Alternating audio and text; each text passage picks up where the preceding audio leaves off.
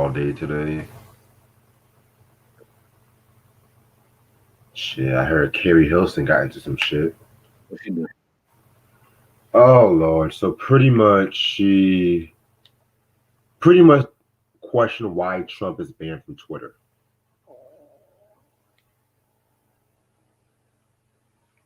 I ain't hear that name in a minute. For real. Hilson. She had like one album out. I thought she had two. Yeah, two. Yeah, I thought she had two. One in '08 and one in '09, if I'm not mistaken.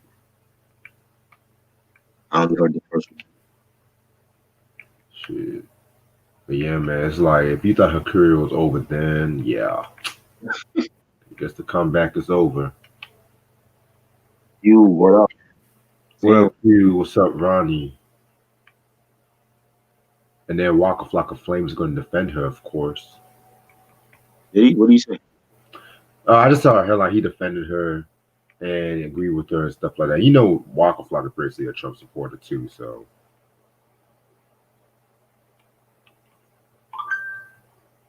that's some motherfuckers should. Some motherfuckers should not even go into politics. I'm just saying.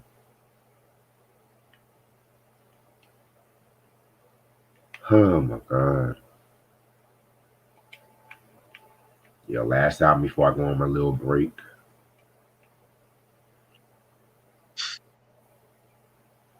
I see y'all talking about the boot camp click, talking about Sean Price monkey bars and shit. Underrated. Yes. Definitely kept that cool, relevant. Yeah, man. To me, monkey bars, Jesus Price Superstar, and Mike Tyson. Those are my shits.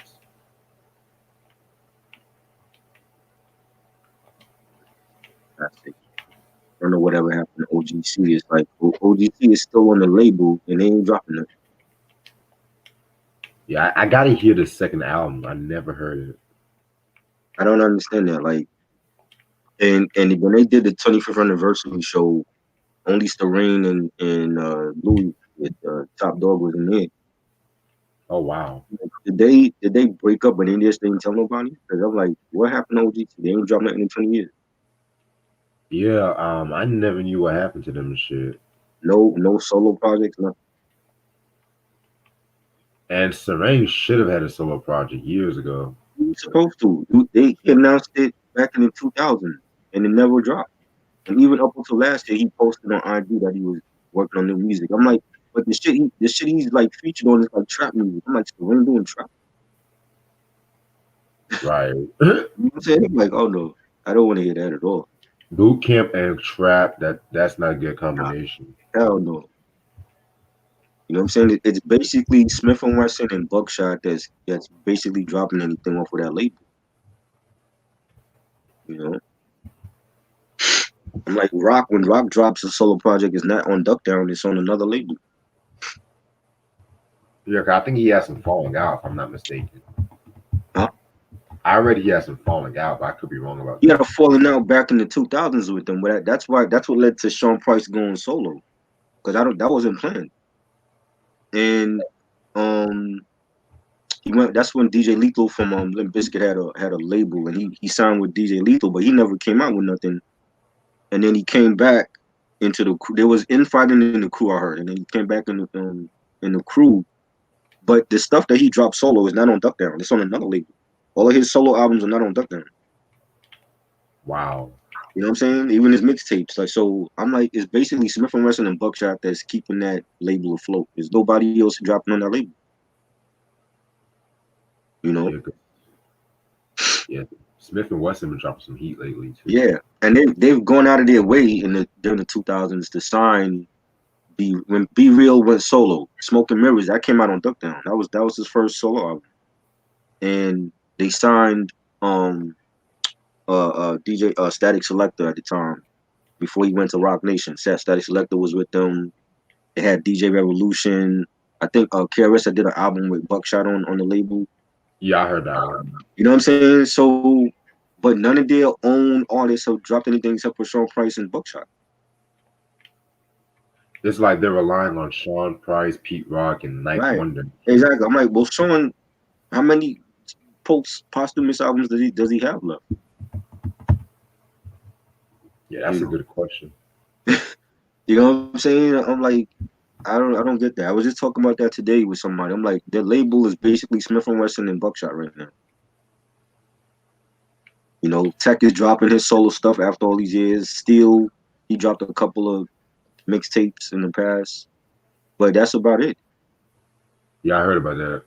You know, Shit. this whole Eminem thing. I'm tired of this shit already. I'm so tired of it already. You know what I'm saying? It's like when it comes to Eminem, it's like it you know, this the fan base is just. But low key, you said what? Did you hear about that Clubhouse argument with Dave Mays from The Source and Royce? Royce the 5'9" and Dave from Yeah, J Lo. there's a new app called Clubhouse, and it's basically like Zoom where you can go on and they discuss things. And the Clubhouse call had Dave Mays was there, Royce had what's the comedian dude from Mad TV, black dude, Oh, you mean the Key? the light skin cat. You talking about from Key and Peele, right? Your name start with an A. Oh, I'm not a big Mad Is TV. it I don't is it even Mad see. TV? Or maybe it's another. I mean, maybe it's another show he was on. He Ari was in Spears. there. Huh? You talking about Nah, not Ari? him. There's another dude. Oh, Um, who else was in there? It was like a whole bunch of Just Blaze was in there, and Dave Mays is defending. Dave Mays is basically saying that Eminem um got a pass in the culture, oh Lord. and you know that pissed off Royce. And they have that people uploaded the conversation. I heard the conversation this morning because it's on YouTube. And you know Royce's talk was dissing the shit out of him and Benzino. He was like, they was like, oh, people gonna listen to what I say because you know for what I did for the culture. Me and Benzino, and Royce was like, you and Benzino ain't, y'all are like Cotton 97. Y'all is not where hip hop lives. Y'all have no recognition, and people don't follow you anymore. And Royce was letting them have it. And Shit. Dave Mays bringing up all this old shit about how when he had a black girlfriend and he didn't really like black people, all this stupid shit, and Royce had to put him in his place, and he's like, oh, Eminem started a crew with the Bass Brothers, all this stupid shit, and I was like, yo, once and for all, Eminem is a dope artist. He has Right. talent. He didn't get no pass in the culture. You know what I'm saying? He was white and he sold records. Now, whether or not he would have sold records if he wasn't white is a different story. The point is, he sold records. He's a dope artist. This whole thing about, again, I said this a long time ago. Why is it that when it comes to Eminem, people they feel like he's getting a pass? Nobody said this shit about Necro or Ill Bill or the Beastie Boys. You know what I'm saying? Or Everlast when House of Pain came out. Nobody said nothing about them. The minute that Eminem goes on to sell 10 million, it's a problem. You know what I'm saying? We have to get past the color of our skin. It's too this country is too focused on. Race. Oh shit, I think his shit froze. But yeah, I definitely agree with what he said, shit like that. You know what I'm saying? Because now, now it's just always the people trying to discredit Eminem's legacy in a weird way. This country is too focused on racism, yo. It's too focused on racism and the color of people's skin. And as black people, if we do that to him, we're no better than what they do to us when they racially profile us. When we go to the store with our hoodie on to buy some Skittles and iced tea, and then we get gunned down because we fit the assailant of somebody. Right. You know what I'm saying? We'll be no better than what they do to us. So we have to stop looking at him like, oh, well, he's white and he's a dope artist. Period. They don't give that smoke to LP. They never give that smoke to MC Search. You know what I'm saying? If MC Search went 10 million platinum in our culture, you think he would get the same type of smoke like Eminem? Nope. Mm-mm. You know what I'm saying? Let's not forget. Let's not. People say, "Oh, Eminem's music. I can't relate to Eminem's music, but you can relate to Drake. Drake is not all black. He's half white. Let's remember that. Exactly. You know what I'm saying? He ain't all black. You know, this whole thing about they can't relate to Eminem's music. Black people could relate to Eminem's music more than they think. They don't want to admit that. We like in denial because we see Eminem on top, and people say, "Oh, well, Black Thought didn't sell like that." Well, maybe Black Thought need to step his game up.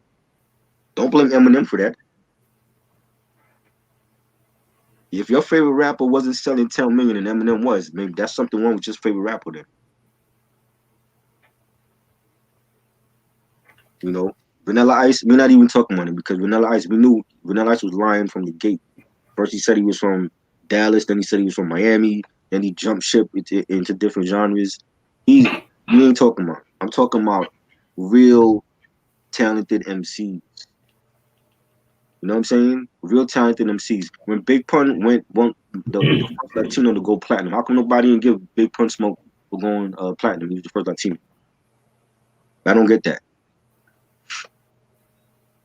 You know what I'm saying? Milkbone was a dope artist. I ain't hear nobody say, why is Naughty by Nature working with Milkbone? You know what I'm saying? Right. If you want to be frank about it, before Run the Jewels, how many people was talking about Killer Mike's music? Killer Mike to me got more famous now teaming up with LP than he's ever been. That's true. I didn't see a couple years ago, like 5 years ago, I didn't see Killer Mike on Netflix. This dude is on Netflix and shit. You know what I'm saying? Like he wasn't doing that about 10 years ago. Nah, niggas weren't even talking about Killer Mike like that. Even when he was down with Outkast and shit. We know that Killer Mike was dope, but I'm saying to mainstream America, nobody was mentioning Killer Mike's name in the mainstream like that until he hooked up with LP. You know what I'm saying? So I don't get it. Like this whole Dre helped a lot of artists, man. He helped a lot of artists. You know what I'm saying? That's just how Dre is. Any artist he's signed or worked with become stars. Anderson .Paak, Kendrick. Why nobody giving them smoke? People say, "Oh, Eminem got big because of Dre." How come nobody's saying that about Kendrick or Anderson .Paak or 50 Cent? You That's know, a good question. I don't get it because again, once again, it goes back to the race thing. And Crooked I said the same thing. If this Snoop and Eminem battle it becomes serious, it's gonna turn into a race thing. And it's already like that because I always already they attacking Eminem. I feel like they trying to cancel culture Eminem because he's white. But y'all gave Justin Timberlake a pass. Y'all gave Robin Thicke a pass. Lisa Stansfield, Madonna, John B. They're not black. You know what I'm saying? Right. So I don't get it. Why is it when it comes to rap, it's a problem with the color? Oh, why is this white boy selling records and he's a dope artist? Eminem is in my top 5 all time. I've said that many times. I'm not gonna change it because of his color. That's just stupid. I'm not gonna ride with Snoop because he's Black Album. I think Snoop was wrong. If you have a problem with Eminem, then you need to go talk to Eminem man to man. Or if you have a problem with Dre because you're jealous of Dre spending time with Eminem and helping him out, why he didn't feel like that when he was helping 50 Cent out and G Unit? He had nothing to say then. No, he was on the PIMP remix and shit. Exactly. He wanted to make a whole album with G Unit, the DPG Unit album that was supposed to come out. He talked about doing a whole album with G Unit and 50. You know what I'm saying? Tina Marie. How many black people love Tina Marie? And she's white. And she dated Rick James and he was black. You know what I'm saying? Tina Marie ain't get no smoke. Dusty Springfield. You know what I'm saying? So again, why is it different with Tina Marie but not Eminem? We have to stop doing that. This whole color thing, there's no place for that in society. There's no place for that in rap. You know what I'm saying? And until that happens, it is always going to be a main issue in this country. That's just how it is. It's going to be a main issue all the time until people realize that. Mariah Carey's half white, exactly, and she's a big star. I don't ever hear black people say, "Oh, I don't listen to Mariah because I can't relate to her music." You can relate to Mariah. All those hits she did, Hero, My All, Dream Lover, Fantasy. Black people was bumping that. They be lying if they tell you anything different. Vision of Love. Yeah, Vision of Love, classic ballad. All I Want for Christmas, classic. So now in 2021, people gonna backtrack and say, "Oh well, I ain't bump Mariah. I was more for Mary J." And come on, man. People gotta be real with themselves. Shit. I You know what I'm saying? understand. People just Talk to it's up to Snoop. If Snoop got beef with Drake, then talk to Drake and tell him like, "Yo, why you feel the way that you do?" Don't get if that's what it is. If he's jealous of Dre working with him, then you need to talk to Dre. It's not Eminem fault. And why is he harboring all these feelings for all these years? Like this is something that you should have addressed a long time ago. Why now? You know what I'm saying? Why now?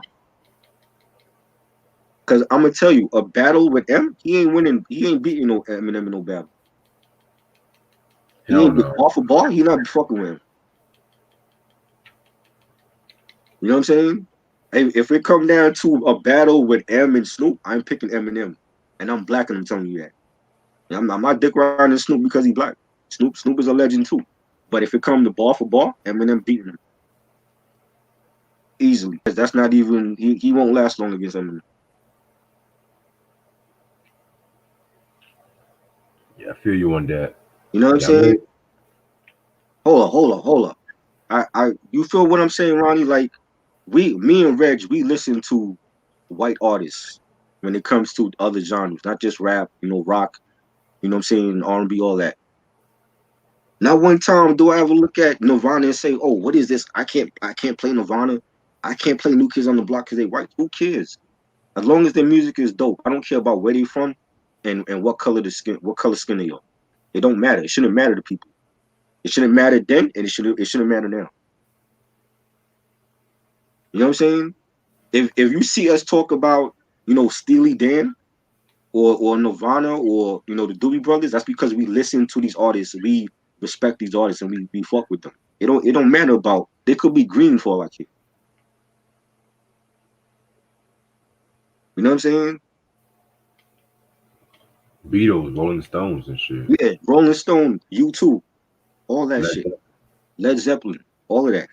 David Bowie, Elton John, Queen. All of these people were Caucasian artists, and I fuck with all of them. So I'm not gonna stop listening to them because, oh why are you listening to this music? Like, come on.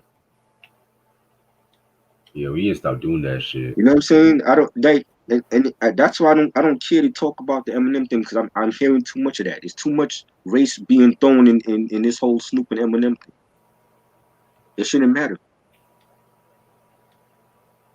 And to think that Dave Mays don't speak for us. This nobody. The sources are relevant. Okay, and even back then when people was reading that magazine, they were getting the album reviews wrong. So he don't speak for the culture. You know what I'm saying? Yeah. At one point, people respected them. They don't respect the source magazine. People don't even read magazines anymore. So for him to even sit up there and say, "Oh, well, people gonna listen to what I say because I did shit for the culture," that was 20-something years ago. Right. Let's go to the review, man. Shit. I'm ready whenever you are, bro. Yeah. All right. What's up, everybody? Welcome to the Hip Hop Review. This is your boy Reg in the building. Got my homeboy Tretch with me. What up? Did you call me Tretch? Oh shit! Got my file with me. Excuse me. Tretch, a legend. You got naughty on your mind tonight, you? Yeah, I was listening to some Naughty earlier. So. Oh, word, dope. Yeah, man. Album we are going to talk about is Jay-Z's The Blueprint 2, The Gift and the Curse. Yes. This was released in 2002 on Rockefeller Records. I originally did a review on this back in like 2015, but I didn't like that review, so I'm going to do it again. This is his first and only double album to date. Singles album is known for 2003 Bonnie and Clyde, Hovey Baby, and Excuse Me Miss.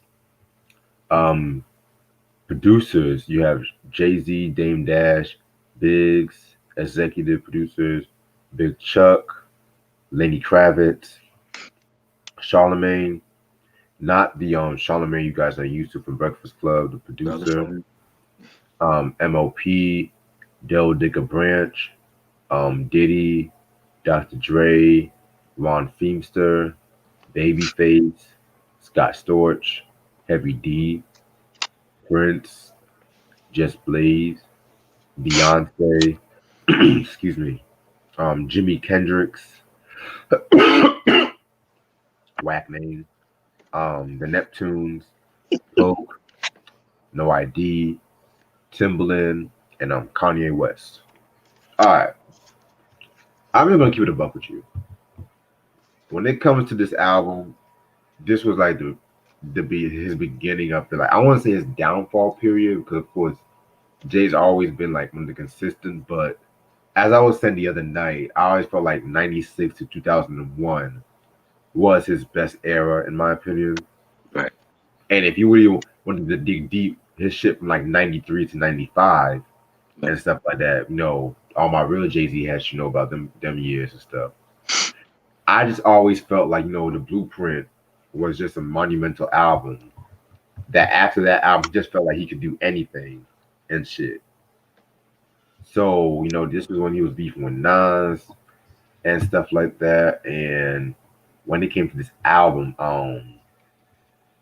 sequel albums in hip hop have a rare chance on really succeeding and stuff like that.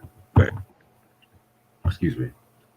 And so this whole album came out around the time when he pleaded guilty for stabbing Lance Rivera and stuff like that. And so, a couple of songs appeared on a few mixtapes, like Hovey Baby. And this was also around the time when him and Beyonce started dating and stuff like that, which he had like a lot of songs, which I really didn't know Excuse Me Miss was dedicated to Beyonce. Which kind of makes sense now. What else? Like, he has songs like fucking, what's that one track?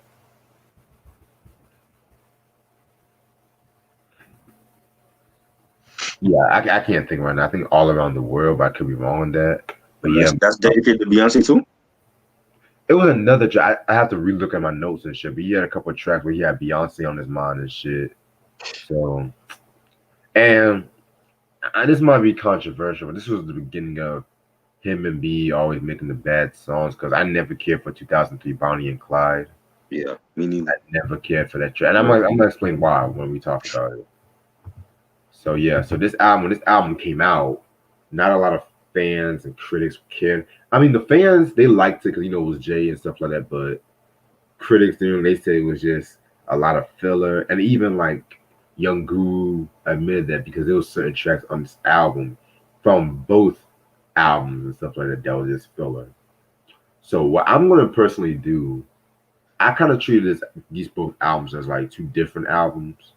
I'm gonna give my separate opinions on both albums respectively, and then at the end, I'm gonna see if it really deserves to have a double disc and stuff like that. You know what I'm saying? So when it comes to the gift is like more poppy, more soulful, like more poppy and stuff like that. And that's like the more commercial side, more radio friendly. The album cover, to be honest, the album cover just plain, to be real with you. Like, in comparison to all of his other covers and stuff like that, with Volume 2 and Dynasty, it was like something different. This is just like, okay, you can tell that they were just trying to rush it and shit. So I'm gonna start with the first track, A Dream, featuring Faith Evans and Biggie. Oh my fucking god. I understand what he was trying to do, because Jay-Z always loves to pay tribute to Biggie and stuff like that, but with this track right here, I don't think I would have started the album like on this one. To be real with you, I don't know. It felt like uh, I don't know. It's an okay track, but it could have been better and stuff like that. But at the same time, it was just like, yeah, man. Because with like the Blueprint one, he started off with the rulers back. Just calling out all haters. Now it's just like, to me, it's like a second-rate version of the City Is Mine. That's the best way to describe it. Right. I definitely feel you on that.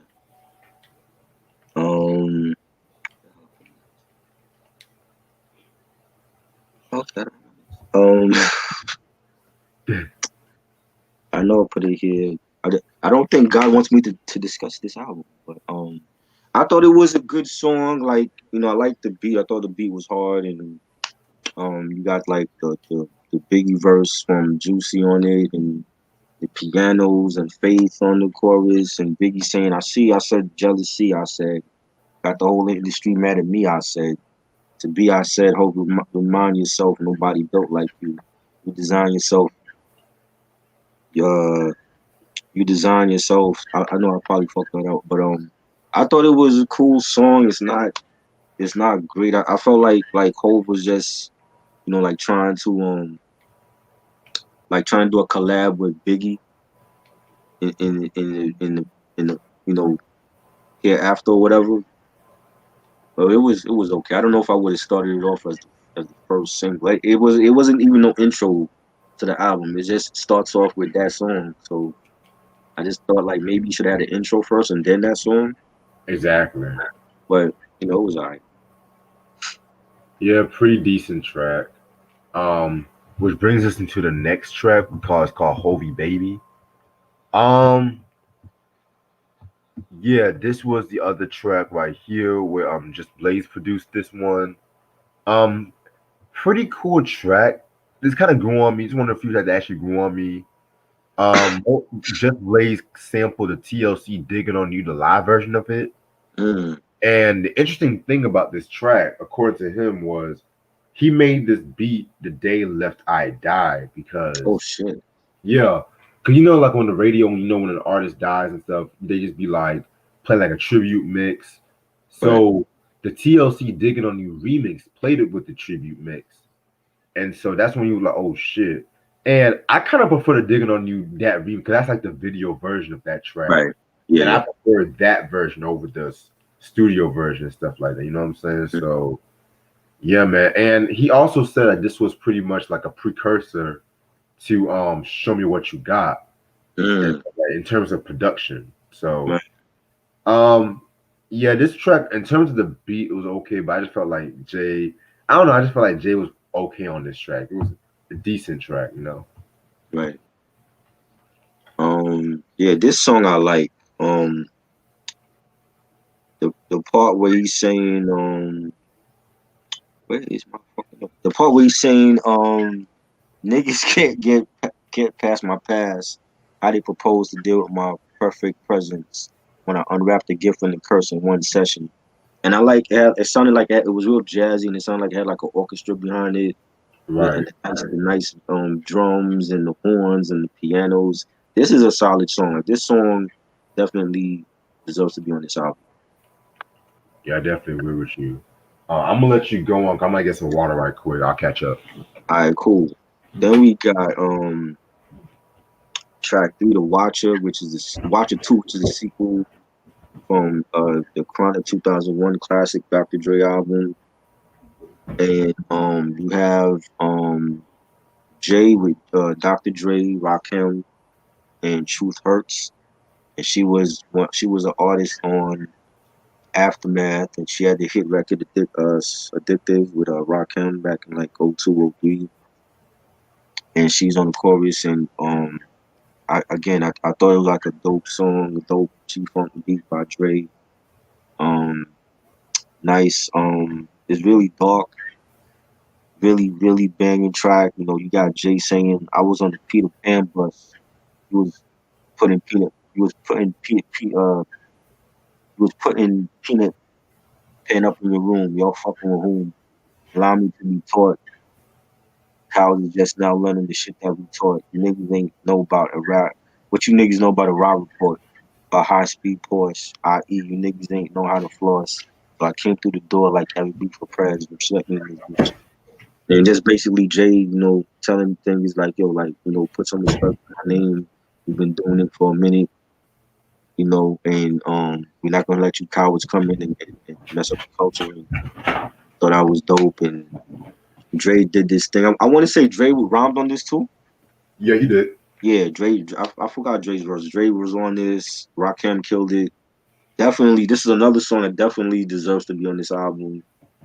I loved it. Yeah, man. Yeah, Cruz, I definitely like your profile picture change too. Yeah, So. Cruz was good. Master P. Yes, sir. We had to watch it too. Yeah. Yeah, man. This featured Dre and Rakim, sequel to the first Washer from the 2001 album. Pretty much, I like this track because Rakim definitely ate his verse, in my opinion. Like, this nigga Rakim, man, definitely one of the illest MCs. I mean, Dre and Jay-Z, they did their thing and shit too. So, and it's kind of crazy too because niggas don't know that Jay-Z ghost wrote for this whole Still Dre song too. Right. Yeah, so Jay and Dre definitely had like a long working relationship and shit too. So I love the line when Rakim said, and I quote, "Excuse me, these New York streets is ugly. I keep it gully. The world is mine. Can't nobody keep it from me. My neighborhood is never sunny in the place where the number one cause of death is money." Like, whew, ill ass line and shit. So that was a watch it too. And then we are at 2003 Bonnie and Clyde featuring Beyonce. Oh my god. Yeah, I've said this plenty of times. I never liked this song. Yeah. And I don't like it for a couple of reasons.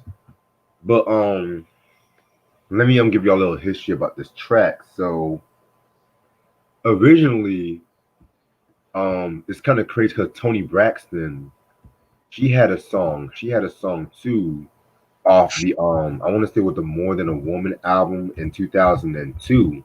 Mm-hmm. And it was called Me and My Boyfriend. And so ironically used the same beat. Oh wow.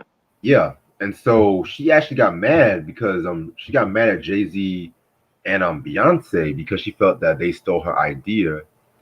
And she said, and I quote, "I have kids to feed, and this is taking money out of their college funds," and stuff like that. So, and Kanye West, who's also like the producer of this track next to Beyonce, right? He didn't even know about Toni Braxton's song to this day. He didn't even know about it. And so, they all say they didn't even know about it shit too. But the main reason why I personally don't like this song, here's the thing. Okay. So everyone knows the Tupac, aka Machiavelli song, Me and My Girlfriend off the Illuminati album. Right. Everyone knows that Pac did not like Jay-Z. So I'm thinking to myself, why the fuck would Jay-Z take Tupac's song for his album and shit? Exactly. That's the main reason why I personally don't like this song. Like, and did Pac's estate give him the permission?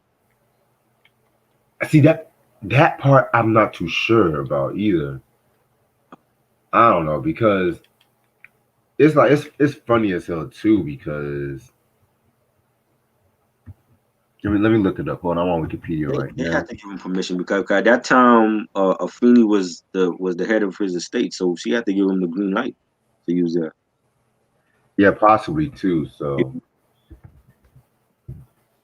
yeah, man. Yeah, this was pretty much, and it's kind of funny too because Jay-Z and Foxy Brown also had a song called Bonnie and Clyde. Exactly. Part 2 from China Doll album. Right, too. And that was a better song.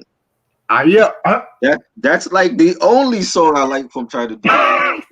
No, let me stop. I like the song with Total. I like I Can't. But and I Can't. But the problem with that song though, when you hear that song on China Doll, Jay-Z sound like he was bored. Exactly. He didn't sound like he was into that song like he was with Ain't No Nigga or Paper Chase from Volume 2. Exactly. Shit. But he sounded energetic here and shit. You know, he Right. had Queen Bee with him. Mm-hmm. Yeah, man. I never liked this song. Yep, and yeah, Prince also wrote the song too. Yep. Prince wrote the song for them. Yeah. Mm-hmm. He helped Prince write. wrote Bonnie and Clyde for Jay-Z. Yep. How did Prince get involved in writing this song? Hold on. That's what I'm trying to figure out. Cause I never heard that.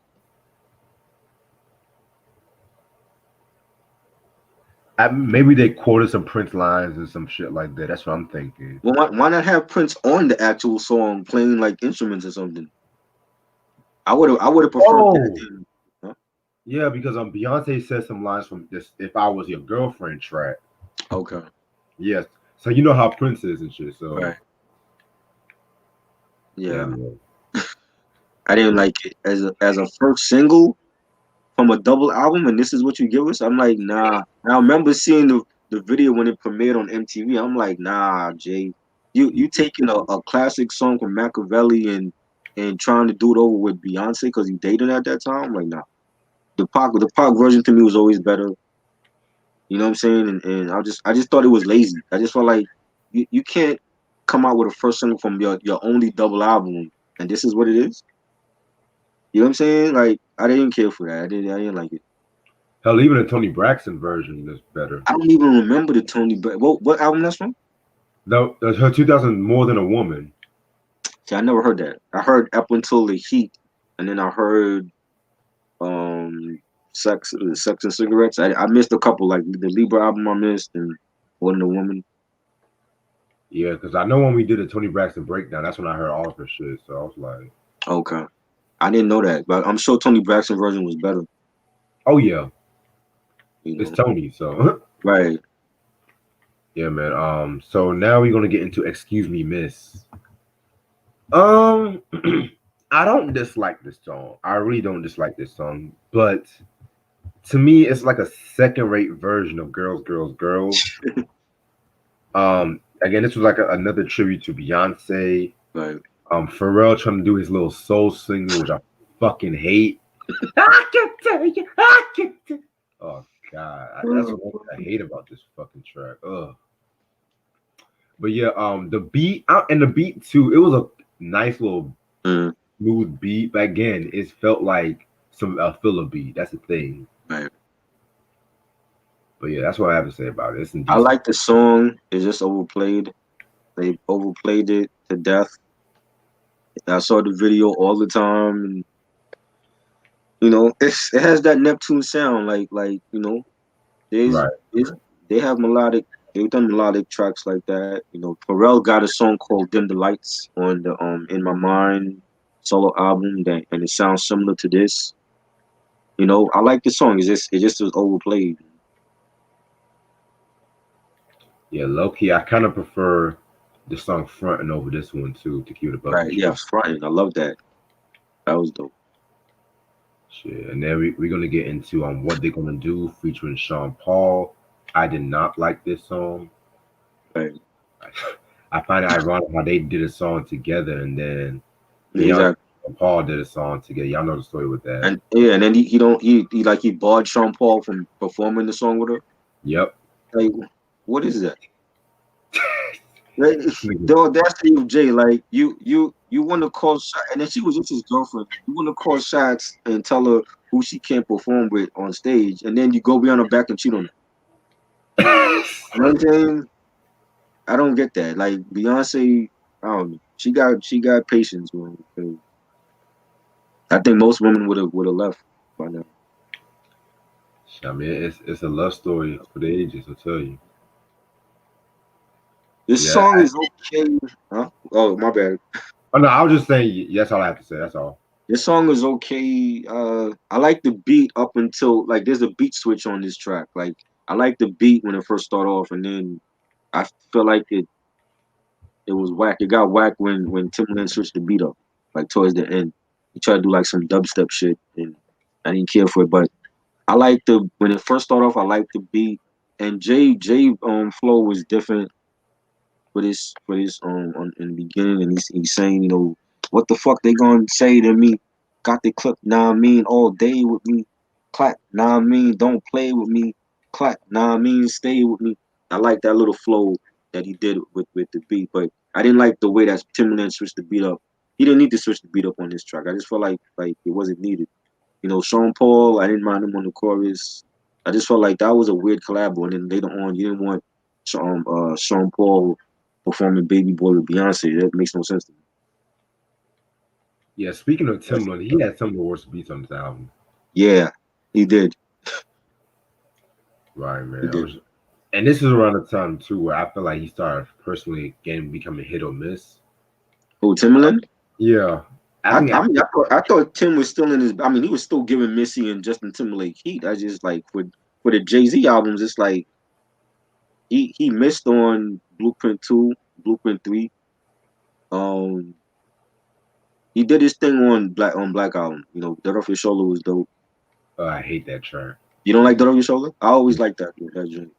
I thought that was fire. You know what I'm saying? But this for the 2 Blueprint albums, I didn't like. The first one, he was good. Holo Hevito, that was okay.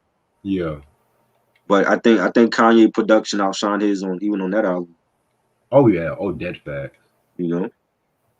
Yeah, because I was going to say like Timbaland, like regarding Missy, he always brought fire to Missy. Right, and Justin, he always gave them the heat. Well, I never been a big Justin fan, so right. Right. Well, for Justin, for all the Justin's albums he's been on, he like the first one, the second one, the double album, he gave Justin a lot of heat. I'm like, but Jay is like, you give Jay these throwaway tracks. I'm like, what is Jay supposed to do with that? Wasn't as bad as what he gave LL and shit. Oh God, that was worse. That Definition. Shit. And he did almost the whole album except for like 1 or 2 songs, but that was bad. They call me Big Ella. Nah, Headsprung was okay, but Shit, just be glad LL was still relevant at that time and shit. Anyway, we're gonna get into All Around the World featuring Latoya Williams. This track right here was okay. It was actually No ID's first song that he did for Jay-Z. Oh wow. And stuff like that too. So, Jay-Z's pretty much talking about his like adventures all around the world and stuff like that. And pretty much I think No ID originally wasn't even going to use this for Jay-Z, but somebody was like the record. It was like, yo, Jay-Z would definitely fit on this record and shit like that too. So he did some work reworking on it, and there you go. Right. So yeah, another decent song. Not really one of my favorites, but it's all right. I like this joint. This joint was solid. It has like a West Coast bounce to it. Nice beat, nice bass line, pianos. And Jay saying, piss poor nigga from the hood, but I blew. Now I bounce 6-4s up and down Crenshaw. Spot me the hotel, DiCaprio, Caprio, bathrobe slippers in the lobby like we. I like this joint. But this joint, I don't know if Jay-Z would have been my first choice. I think it would have been like maybe Dub C or somebody like that. Yeah. On this track. Because it has like a West Coast flavor to it. Even the Game, I think the Game would have killed it. But it was definitely something different, and I think that's what Jay was going for on this album, like different sounds, different producers than the regular Swizz Beatz. He ain't on this album, or Primo, you know what I'm saying? So I think it was something different with Jay. Right, man. And speaking of Dub C, I can definitely have seen this on like the Ghetto Husband album. Yeah, Ghetto Husband, right. Which that was a very underrated album. Yes, we definitely need to discuss that. Oh, like Dub C in a Mad Circle, we definitely need to talk about some Dub C because niggas always say, "Oh, he's just always from West Side Connection." I'm like, no, niggas. Right. Nah, I knew him some low profile days and shit. So right. I mean, Crazy Tunes. Julio got his start from there too. Oh, so yeah. Let's put some Dub C in the Mad Circle, put some respect on them. Definitely. Track number 8, Poppin' Tags, featuring Big Boy, Killer Mike, and Twista. Love this song. Probably one of my favorites from the Gift album. You had Kanye West produce this fucking beat, and in my opinion, it's probably one of my favorite Kanye West beats I've ever heard. Definitely use a very soulful track. I mean, personally, I felt like definitely Big Boy definitely shined everyone on this track and shit like that. I know Kanye actually did a Poppin' Tax remix with Ludacris, him, and Twista and stuff like that too, which I kind of prefer the remix of that track. Right. And stuff. So yeah, man, pretty hot joint. I like this joint. This joint should have been a single. Cause Yeah. I you could see them do a video for this. And I think everybody killed it. Twister was on point. Jay, Killer Mike, Big Boy. I love that Kanye beat. Like the drum patterns and the congos, the bass line on it.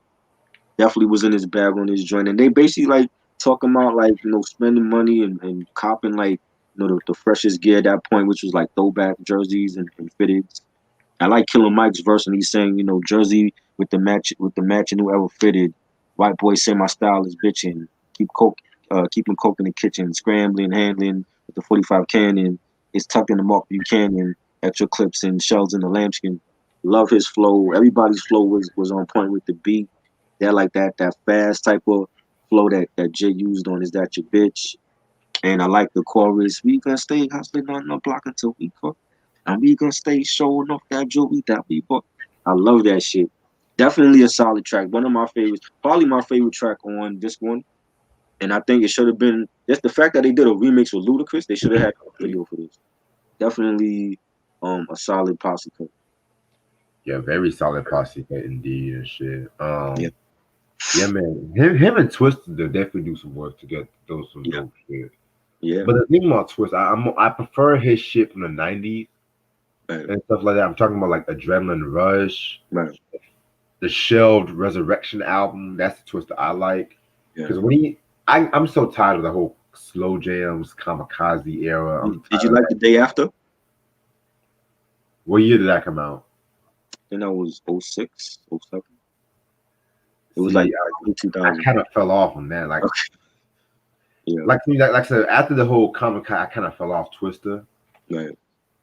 And shit. Like, I mean, don't get me wrong. Like, when it comes to guest appearances, he kills it. Don't get me wrong, but he's never really been like one of my all-time favorites and shit. Besides like the Adrenaline Rush album, which that album right there, whoo, yeah, that was dope. Definitely. Yeah, man. So Sleepy Brown was on that too, because he's the one doing the chorus. Oh yeah, that is right. Sleepy Brown was also on that track. Yeah, man. Then we're gonna have Fuck All Night. Yo, this is an underrated track. Yeah. Definitely has like a late 90s Trackmasters feel to it. Like pretty much Fuck All Night is talking about how you fucking a girl and you end up catching feelings for her. Right. And you questioning that, but by the end of the track, you going back to your usual player ways and stuff like that too. So yeah. The beat to this track from the Neptune is definitely one of the best Neptune beats I've heard so far. Like there is like a late 90s feel, but at the same time smash a little 80s to it too. Right. Yeah, definitely a fire track.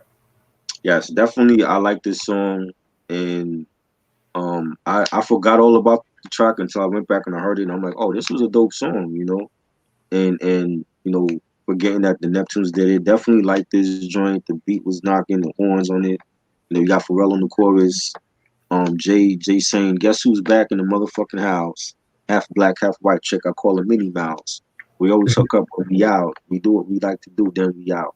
So definitely, he's talking about, like a playful joint, and he's talking about, getting with this chick and blowing her back out and then catching feelings later on. And I thought that's typical Jay. That's Jay I want to hear, because he's in his bag when it comes to songs like this, and this was a solid track. Yes, so definitely a very solid track. And then we're gonna get into the Bounce featuring Kanye West. Oh my fucking god. Not a good track. And believe it or not, this was actually like the first vocal appearance of Kanye West and stuff like that. Right. But he wasn't credited. He wasn't really credited on his album. But when they did the whole Blueprint 2.1, that's when he was credited. Right. I just don't like. I don't like the fucking beat. Timbaland, what are you doing, my nigga? What the fuck are you doing?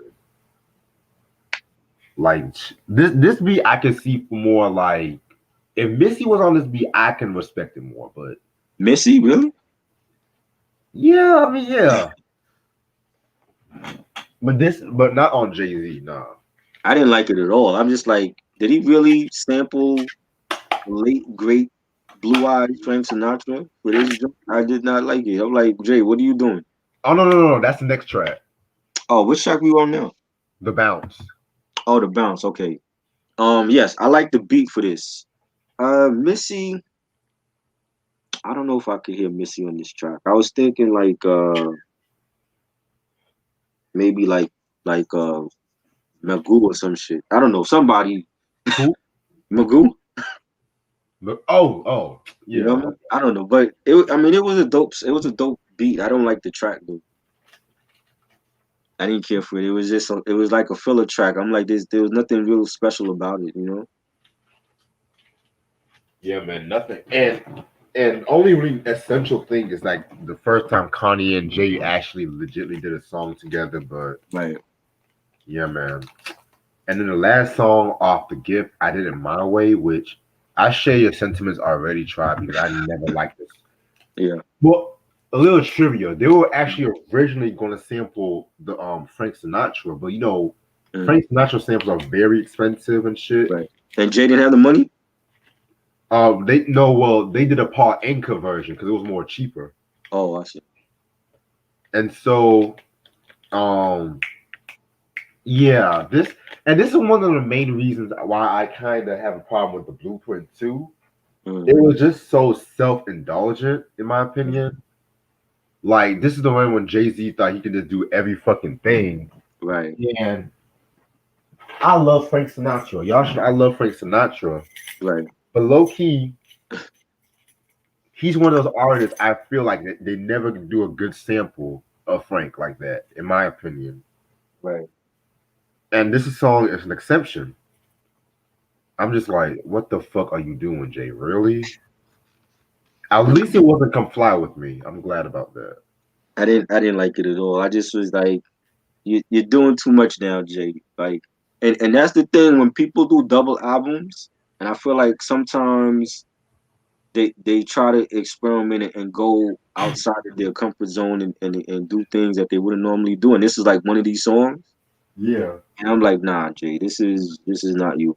I didn't care for it. You sampling Frank. That's probably the only Frank Sinatra song I know. Really.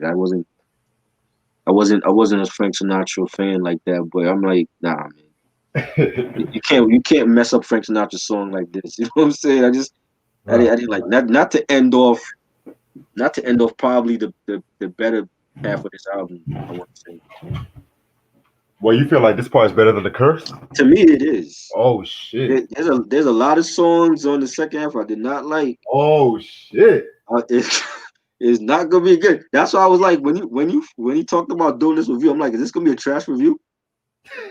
Because it's like it's almost like the two different albums. Like when we discussed the Tyrese album, and it was like the first disc, I like that more than the second one, and I feel like this is gonna be just like this. I feel like there was the strongest songs on the first half, and the second half was a lot of shit. I kind of personally like the second one better than the first one. Salute to DJ Tim because he said this album got him through the shelter. So salute to you. I never heard nobody praise this album like that. So that's why I like different opinions when people say that this album was great to them. Oh yeah, I mean this album, believe it or not, it has its fans though. It dope. Oh yeah, But I'm still waiting to see them. Other than DJ Tim, I don't hear nobody even talk about this album.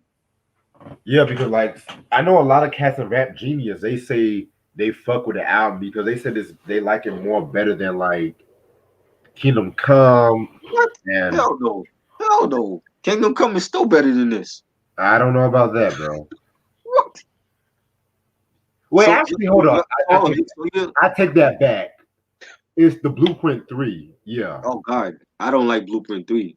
There's more songs on here I like than Blueprint 3, but that's not saying a lot though. Like the singles, at least with Blueprint 3, he picked the right singles. I don't feel like he picked the right singles on this album. I don't agree so either. You know what I'm saying? Like Empire State of Mind, that's like the biggest song off of Blueprint 3. You know, you had Run This Town, you had DOA, you had what's that, Young Forever. Yes, I love that Um track. On to the next one. I like that. That had better singles, but the album, I didn't like that album. That album has a lot of shit on it. It was like Jay was trying to do dubstep on that fucking album. Like, what the I fuck? don't know, man. And that time, yo, and when Blueprint 3 came out, and I remember when Jim Jones came out with Pray for Rain. Pray for Rain was a better album. That was the album with Pop Champagne, right? That was the album with I think Ballin was on that joint. Oh, okay, cool, You know what cool. I'm saying? And people, you know, and at that time I wasn't a big Jim Jones fan. Like as a solo artist, I thought he was always better with Dipset, but he surprised me with that album. Listening to Blueprint 3, I'm like, yo, Jim Jones got the better album that year. Yeah, You know what I mean? yeah, man. But my thoughts on the gift. To keep it a buck with you. Not a good album. Not a good album, in my opinion. I just felt like I personally just felt like sometimes some of the songs he was just way too lazy with some of the lyrics and shit. Right. Some of the production was just not at its best. I feel like Kanye and Just Blaze were good for the most part. Yeah. Timbaland, yeah, I was disappointed Yeah. with Timbaland. So Yeah. I don't like Timbaland's production on both discs. I just think it wasn't the Tim that we know. He gave him like filler tracks. Maybe he was saving a lot of that heat for the shock value, which is what he told when Blueprint 3 came out. He had that beef with Bleak because Bleak called him out and said like he gave Jay-Z throwaway beats for Blueprint 3, and he said like he was saving a lot of the beats for his own album for shock value. I'm like, shock value, that shit. He was saving dope for shock value too. You know, I'm like, Timberlake can't rap. You a producer. Like, stick to what you know best. Like, you know what I'm saying? You going out of your zone to do what shit to run and do shit with JoJo and with Nickelback. I'm like, are you serious? You could Nickelback, give those beats to Jay-Z. You know what I'm saying? Nickelback. I'm like, bro, you're keeping those beats for Nickelback and for Katy Perry and JoJo, but you didn't want to give that to Jay, and Jay would have killed those beats. So I didn't understand that. So I didn't like the beats he gave on Blueprint 3. I don't like the beats that he gave Jay on Blueprint 2. You know what I'm saying? But Right. I think yeah, Kanye and Just Blaze did they thing. Um I like the first disc. I think except for Bonnie and Clyde and I did it my way and the bounce. I like the other songs. I think he needed an intro. The intro, I think he should have had an intro before starting the album off with a dream. But I think the strongest songs are on the first disc. Now there's some songs that I do like on the second one, but we're gonna get to them. Oh, definitely.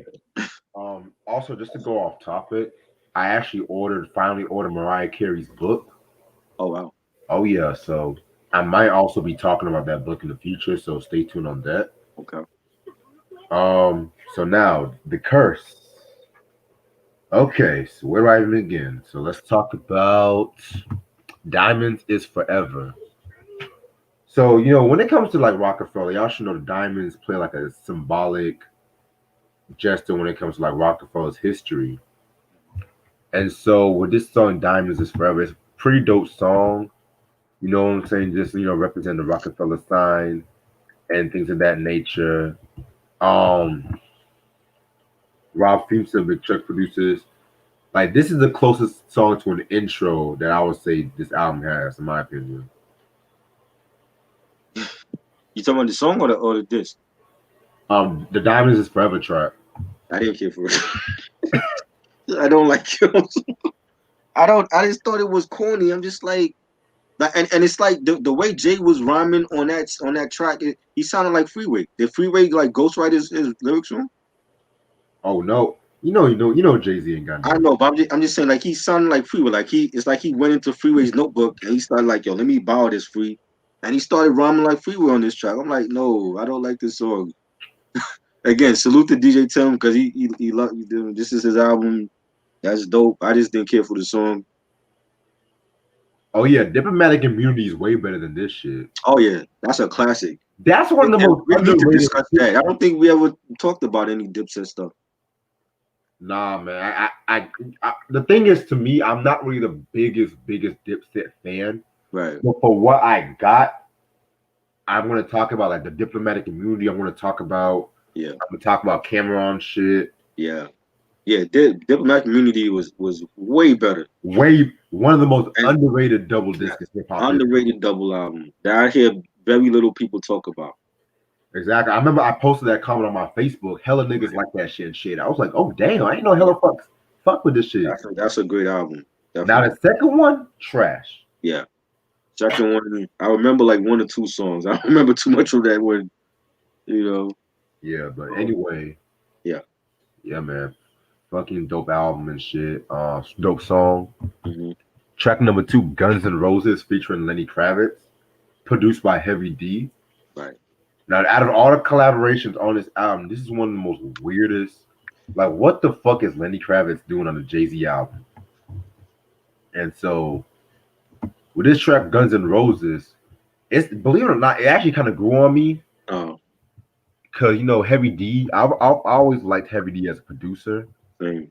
And shit like that, too. I felt it was kind of out the blue to have him on a J album, too, and shit like that. I'm just like, okay. Right. But this was a pretty dope track and stuff like that, you know, just talking about, you know, turning negatives into positives and shit like that. Mm-hmm. And yeah, pretty much, yeah, you know, Lenny Kravitz, you know, they all met in LA and recorded this track.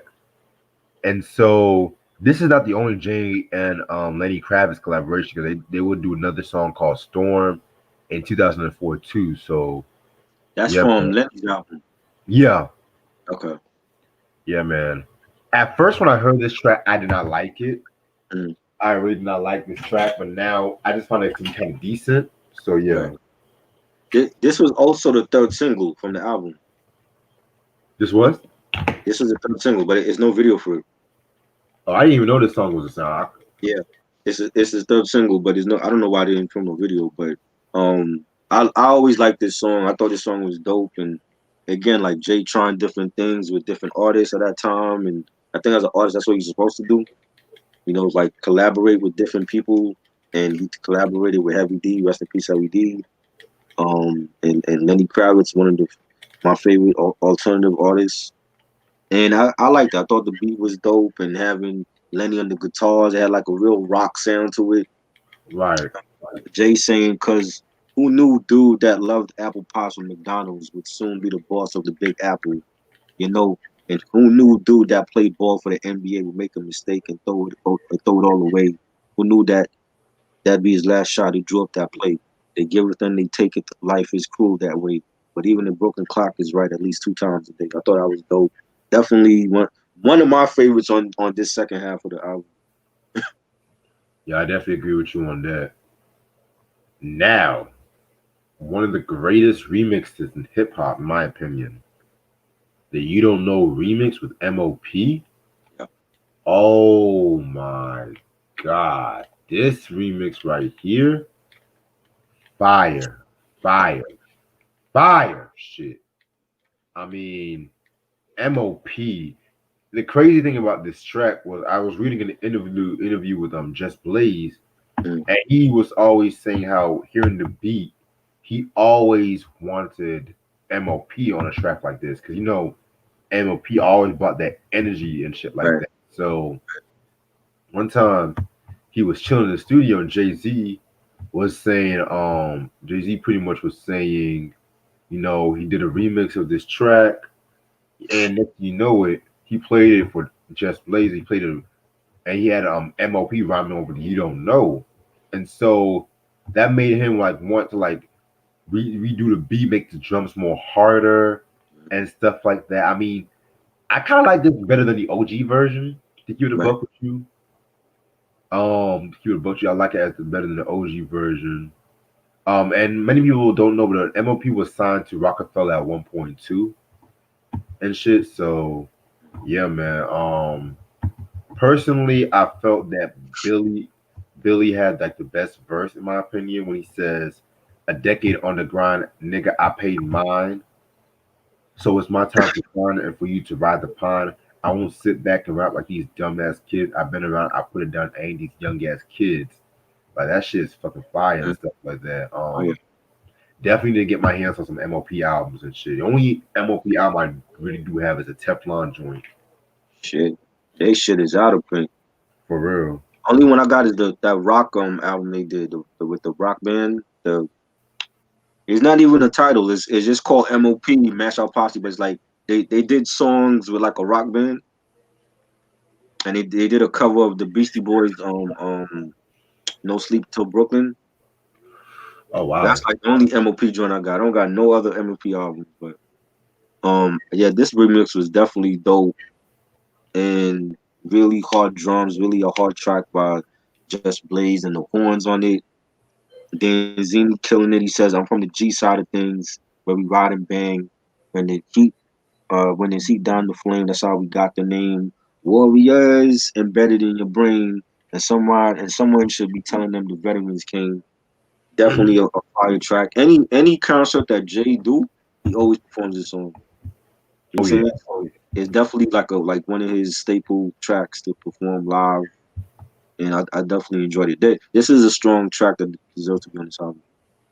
Yeah, I definitely agree with you on that. Like it's either this song or public service announcement. That's one of the Right. staples and shit. Yes. Yes. Excuse me. Next track, Meet the Parents. My again, next thing you don't know, remix probably my favorite track off the Curse. Right. This was produced by Just Blaze. It's kind of like a semi autobiographical track about his parents and shit like that. And yeah, pretty deep track and stuff like that. You know what I'm saying? Just talking about how his father walked out on him and the stuff like that. But see the beat, Just Blaze actually had to redo the beat so he could avoid sample clearances and stuff like that too. So that's why it has like more of like a live instrumentation feel to it. Right. I love the line where he says, "Mama ain't strong enough to raise no boy." Was his father's name. Shorty never knew him though. He had his blood in him. Hot temper. Mama say he acts just like a husband. Daddy never fucked with him, so the streets raised him. Like, y'all should definitely know about that track and stuff like that. So, very fire joint right here. It was okay. Again, I don't care for the beat. Like I like the storytelling track because we don't really hear Jay do storytelling tracks, but I didn't care for the beat. Respect. I definitely feel you But on that. DJ Tim, salute to you because he loves the track. So Oh yeah, yeah. Salute to DJ Tim. Um, Track number 5, Somehow Some Way, featuring Beanie Siegel and Scarface. This is pretty much a sequel to This Can't Be Life, in my opinion. Of course, I like This Can't Be Life better, but yeah, this was not a bad track. I mean, they all did their thing and stuff like that, so that's how I feel about it. this was a dope song. I like this track a lot, and it's real melodic, and the beat and the bass line that soulful sample. And Jay saying, at the start of the song, whether we dribble out this motherfucker, rap metaphors and riddle out this motherfucker, work second floors, hospital out this motherfucker. Somehow we gotta get up out this motherfucker. Someday the cops will kill a motherfucker. Don't always want to be this drug dealing motherfucker. Definitely some dope lines. Scarface killed it. Beans did his thing. And I like all the collaborations they've done in the past together. And I remember there was like rumors about like how like they were talking about maybe doing a collab album or something with all three of them. Oh shit, I never heard about that. I mean, I don't know how true that was, but yeah, they definitely fit like that combination of Beans and Scarface and Jay. That was a dope combination. Yeah, very dope track. Somehow, some way. Um, Track number 6, Some People Hate. Again, this nigga's trying to quote Tupac again. Like, talking about this must be how Pac felt doing me against the world and all eyes on me. I'm just like, oh my fucking god. Like, Right. yeah, this one was produced by Kanye West. This track was okay. Didn't really care too much for this track. Just a typical haters track, you know what I'm saying? So that's how I feel about it. I didn't like it. did not like it. I thought it was bad. Yeah, I feel you. So you didn't like it all in general? No, I didn't like nothing about it. Respect. I feel you on that. Then we gonna get to Blueprint 2. Yes. I've talked about this track a couple of times. Right. This was pretty much the answer back, the real answer to Ether, because I know what Super Ugly. Well, a lot of people don't know, but Jay actually did like 3 responses to Nas back in like '01. Like there was like a radio freestyle he did. Then y'all should know about the Super Ugly. That one and People Talking off the Unplugged album. Right. But like Blueprint 2, he wasn't also going at Nas. He was going after Jaz-O, because at that time, him and Jaz-O their relationship was kind of crumbling, since like the late '90s and stuff like that. But it was alleged that Jaz-O gave Nas some information about Jay-Z to use in the Ether track too. Oh shit. And he also went after Rosie Perez too. Yep.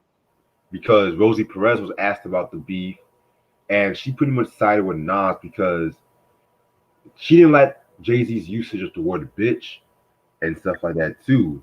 Right. And there was some lines where he was kind of going a little deep on Nas and shit too, in my opinion. Like there was a line I like when he said, "Is it Uchiwali? Or is it one Mike? Is it Black Girl Lost or Shorty owe you for ice? I've been real all my life. They confuse it with conceit. Since I will not lose, they try to help him cheat. But I will not lose, for even in defeat, there's a valuable lesson learned, so it evens up for me." Like, and this might be weird, but I kind of have to. I see Jay's point in that. I kind of see Jay's point because, fucking that "You Owe Me" track. Oh Lord. He did for Nostradamus. Like, come on. Do you really think if I Am would not have gotten bootleg, he would have done a track like that? Really?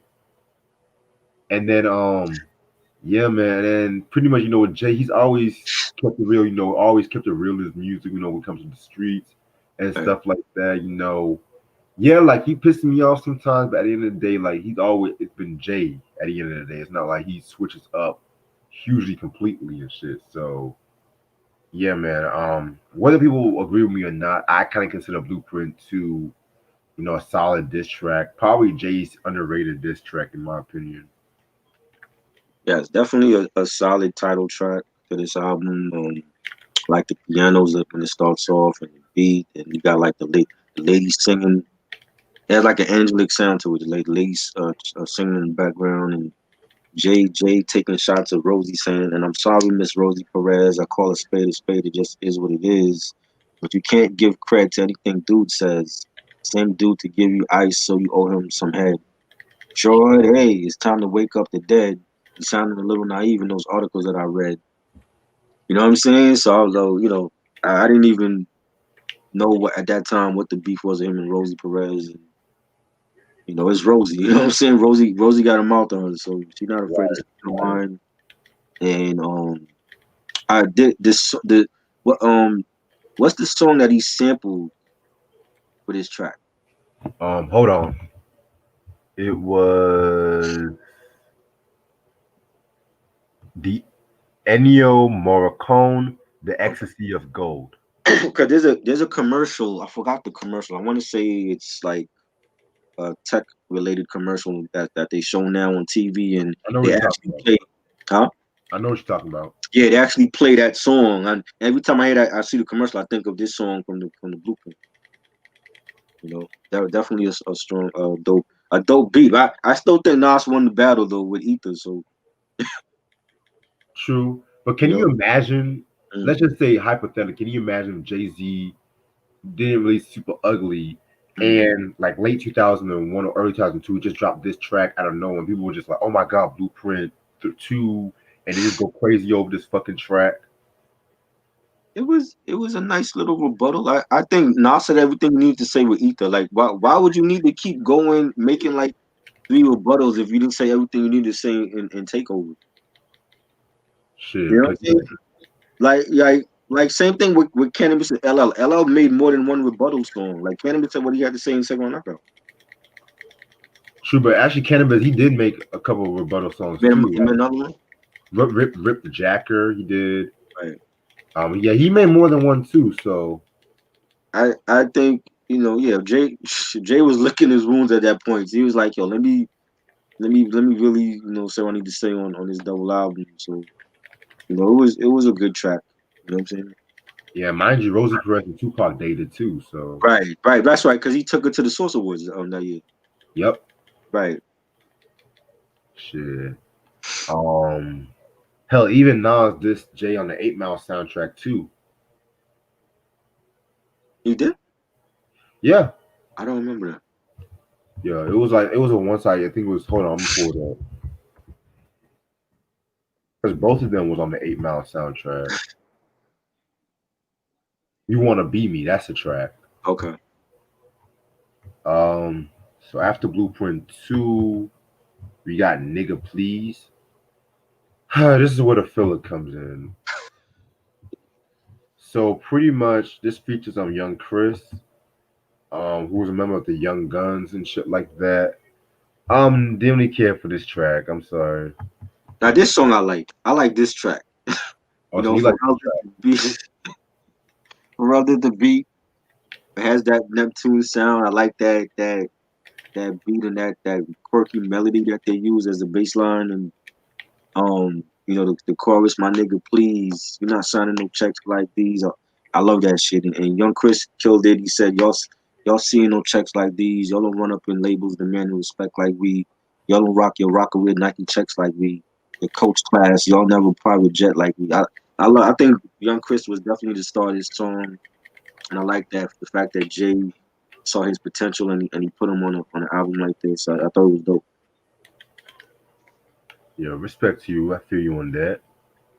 Track number 20, Too Many Hoes. Another track I didn't really care for. This was again Timbaland giving Jay a very mediocre beat. Mhm. Yeah. Yeah, so not a favorite. It was okay. It's not great. I don't like none of the Timberland joints on here. You know, it was okay. Jason, why you all? Why he's like singing like the Mace chorus from "Why you looking at me? Why are you all looking at me? Why all these girls standing there?" And then he says, "What you gay, nigga? Jay straight like Indian here. Y'all don't want me to spray to send me up in here." It was alright. It's not a great Timberland track. So Yeah, not a great track indeed. Um, After Nigga Please, we got As One.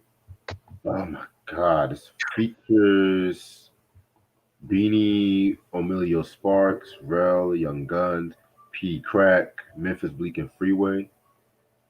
It uses the fantasy sample from Earth, Wind, and Fire. Probably the worst track off this album, man. For a posse cut, man, for one, I don't know. I feel like the Earth, Wind, and Fire track, mm, it was a weird choice right, itself, in my opinion. right, And it pretty much used the whole fucking song too. I mean, even Young Guru said this song was pretty filler. yeah. It was not a good track. I mean, this track right here was just again, they thought that they can really do everything on this fucking album and shit like that too. So not a fan of this track whatsoever. I didn't care for that. And this beat was I forgot who used the beat before him, but I didn't like it. I don't like the lineup. Definitely wasn't my thing. Exactly and shit. And mind you, like the first Blueprint, the only guest appearance was Eminem and stuff. Now you have hella rappers, Hella. Yeah. hella collaborations and shit too. So it's Mm. just like okay. Next track we got A Ballad for the Fallen Soldier. This was an okay track. It's pretty much him giving his views on like the Iraq War at that time and things of that nature. It was okay. It was I respect what he was trying to do, but it wasn't like one of my favorites on this album too. So Yeah, I didn't like it. you didn't like it either. Okay, I didn't like- shit. So that was ballad, and then next track we got is "Show You How." Um, again another track was okay, not really anything special.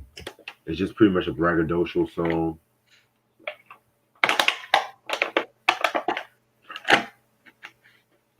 Liked it. Yeah, this was a this. They actually played this on mixtapes before the album came out. This was a dope song, and it should have been higher up in the track listing. I don't know why he waited till like the end of the album to have it, but this was dope. I like the beat and the scratching on it, and Jay saying, "Damn, you fade on them hoes. How you give him? Why? How you gave him like that? Or the Marble City with the alligator straps. Sick of you niggas with your now later raps." You know, again, it's a filler track, but I actually like this filler track. You know, Yeah, man. he, Respect he to said, him. we don't drive X5. We give them to our baby mamas. Push the big top and shaped like a Kansas chicken snack box. Yeah, Shit. Then we're gonna get into bitches and sisters. Um, I actually kind of like this track a this little is bit. yeah, It's pretty much a song where he's pretty much saying the difference between like a bitch and her sister. I mean, it's a track that Jay Z himself kind of regretted, but yeah, yeah, he did an interview where he kind of regretted it, like certain song where he kind of referred women to as bitches, like mm, especially with Big Pimpin' and stuff like that too. right, And he's pretty much giving a different what really a bitch is and what sisters is and stuff. So it kind of reminds me, which I samples the NWA song "A Bitch Is a Bitch," right. the Straight Outta Compton album and stuff like that too. So yeah, man, pretty hot joint. I think it was dope. I think he had some merit to what he was saying though. You know what I mean? And like the part where he says, "You ain't no better because you don't be fucking rappers. You only fucking with actors. You still getting fucked backwards. Unless you fuck the dude on his own merit and not the way he dribble a ball or draw lyrics." So I think he was on point with that. You know, a lot Right. of chicks even want to hear that, but the truth needs to be said. So I definitely think it was a dope song. Again, it should have been higher up in the track listing. You know, Yeah, I sure. like the beat on here and the horns is dope. The scratching. Yeah, I definitely agree with you on that. Like, I personally like this track too. Right. It's definitely vintage J in my opinion. Yeah, So, definitely. and the last track is the "What They Gonna Do" part two, which is the sequel track to the self-titled one. Yeah. I didn't care for it, in my opinion. Yeah. It's kind of more filler. It wasn't needed. We don't need a. It's not even a single. So it was like, why we have a remix to or part two to this song? I'm like, nah, that wasn't needed. Yeah, it really wasn't needed, indeed. All right, so overall, not really a good album altogether. I mean, re-listening to the Curse Now, I didn't really. It was a lot more filler than I thought it was. Re-listening to, especially with them bonus tracks. Right. So altogether, man, not really a good J album. Kind of, in my opinion, like one of the things that kind of like stopped him after Blueprint was just like hit or miss after, in my opinion. And I just felt like each disc had like a lot of filler a lot of filler Right. for a double disc album. And this is why certain double disc albums should not be made in hip hop. Mm-hmm. Because like everyone it's like they'll have like 8 good songs, then they'll have like 3 okay songs, and then they'll probably have like 4 or 5 songs that was just like it didn't really have to be there, in my opinion. Right. So I personally would not. I mean, if you're expecting the first Blueprint, I will be definitely you will be definitely disappointed. Right. I will probably give this like a 2 mics, in my opinion. Mm. Yep, yeah, because it was just not really that good altogether. It was just we production wise was not really hitting. Yeah, I think Jay was experimenting. He was feeling himself definitely at this point after the success of the first Blueprint, and he experimented. And I think artists should experiment. They should, you know, go outside of the box and out of their comfort zone and work with different producers and artists, collaborate with different artists. And that's what he did. It didn't work for him all the time on this album. You know, there's a lot of filler tracks. There's some tracks I like. You know, I think Timbaland didn't give him his best stuff on this album. Out of any Jay-Z album, this and Blueprint 3, I think Timbaland gave him the worst shit on this album. right. Just Blaze was dope. Kanye West did his thing again. Too many, some of these collabs, like the stuff with State Property, I didn't care for. Those could have been left off. I like the collab with Young Chris on Nigga Please. The MOP, You Don't Know remix, that was dope. That probably should have been on Blueprint 1. Poppin' Tag should have been a single. That was fire. I like All Around the World with Latoya Williams from Doggy's Angels. That was dope. Oh, that's where she's from. Yeah, she's from Doggy's Angels. Yeah, I forgot to say that. Watcher 2, that was dope. That was a sequel from Chronic 2001. You know what I mean? I think he came out with the wrong single to this album. But I'm surprisingly there's about 15 songs I like on this album. You know what I'm saying? Mm-hmm. The rest of this shit could go. It should have been a slimmed down. Well, there is a slimmed down version because they realized their mistake that they made, and they made Blueprint 2.1?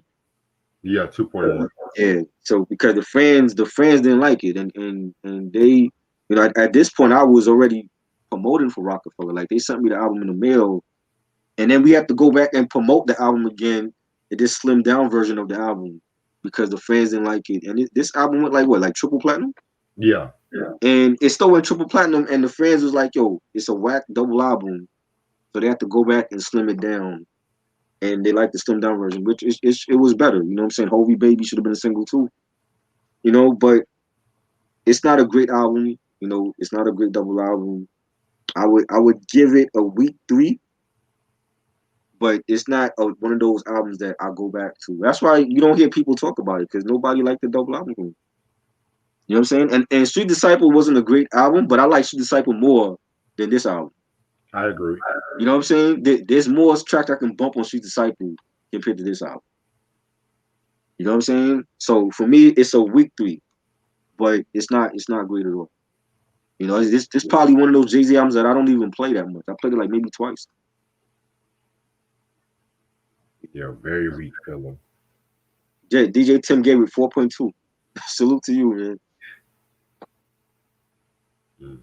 DJ Duncan, what's good? Makai, what's up? Cruz, what's good?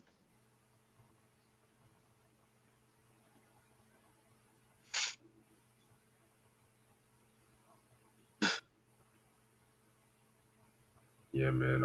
So that was a fucking Blueprint 2. I feel like we both knocked it out. Yeah. Shit. Other than that, is it still in print or is it out of print? I want to say it's still in print. It should be. I mean, I never like see nobody posted anything. Yeah, because I've seen the vinyl in stores. Right. So, shit. What was I about to say? 2.0. Oh, Antoine gave it a 2.0. Shit. So that's the same as mine. Fuck. Yeah, it's. I'm surprised. I thought it would have been. 15 songs out of 25. It's not bad, but you know what I mean. It's not great either. So it's like could have been better. BJ Duncan wants us to name our top 3 J albums. Oh, that's easy. Number 1, Reasonable Doubt. Number 2, The Blueprint. Number 3, Volume 1. For me, Reasonable Doubt, Volume 2, and Blueprint. True. Yes. So, what's your favorite? Who asked that question? BJ. What's your favorite Jay-Z albums? It's all good, Zion. Salute to you, Zion.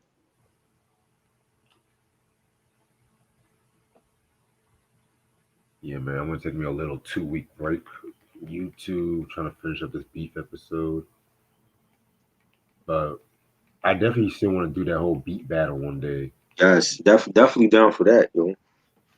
For real. So me and Try were talking the other night. We are talking about fucking the versus battles, and we were kind of pissed off. Well, not only pissed, it was just like they pushed the Ashanti and Keisha Cole versus back Right. again because originally it was just supposed to have been like they want to get all the artists together, but I thought the point of this was oh Corona, but you know what? So me and him we decided to like pick producers like favorite beats from certain producers like 5 each and do like a little versus battle and shit like that, called like Battle of the Beats or some shit like that. So And the first episode we said we're gonna do like Large Professor, and then we're gonna do like R. Kelly remixes after that one. I'll be dope. And I was thinking too, do you want like it to be a surprise from both of us, or do you want to show us the list that way? It will be like we won't have to get the duplicate ones if that makes sense. A surprise track? You said what? What you mean like a surprise? Because like let's just say like I pick a Live Professor beat. Let's just say I pick Live at the Barbecue. Right. And let's say you pick Live at the Barbecue. I would just say if you want to see the list that we're gonna do that way. Oh yeah. Well yeah, we could do that. Yeah. Okay, cool. Yeah, because I just feel like it will make it more interesting and stuff like that too. Right. But yeah, I'm down for this because Swift and Timbaland kind of get on my nerves right now. And it's like I miss the producer battles that they used to do. Now it's just like, which I like the R&B versus battle. Don't get me wrong, but come on now, it's like give us some hip hop battle. It was a legitly good hip hop battle. Zion asks about the Lil Jamal accepting whites in hip hop. Oh man, I think he's wrong. I think there's a place for everybody. Yeah, he's definitely wrong. Who is Lil Jamal to say like you is that what he said on Vlad, like they have to wipe their feet on our carpet or some shit? Yeah. I don't agree with that. I just feel like there's a place for everybody. We don't own. I mean, even if we felt like we own hip hop, we don't own the sound of music. That's universal. That's for everybody. So I don't feel like we shouldn't have white artists in the genre. Like everybody deserves to be in it. I agree. Shit. And that goes with like R&B too, because I hate when people say Blue Eyed Soul. Right. Fucking title. Right. I mean, because people forget Dusty Springfield. People forget about her. She legitly went over to Stax recording studio and recorded now with the whole Stax crew. Right. People forget the Righteous Brothers. Niggas don't talk about them. Right. Hell, people forget Motown even had a rock group in their lineup, Rare Earth. Right. Then Gino Finelli, the Average White Band and stuff like these are motherfuckers that hip hop sampled a lot. Right. Like NWO used to sample a lot of Rare Earth. Hella Cats, Lil Kim sampled Average White Band's Love of Our Own. Right.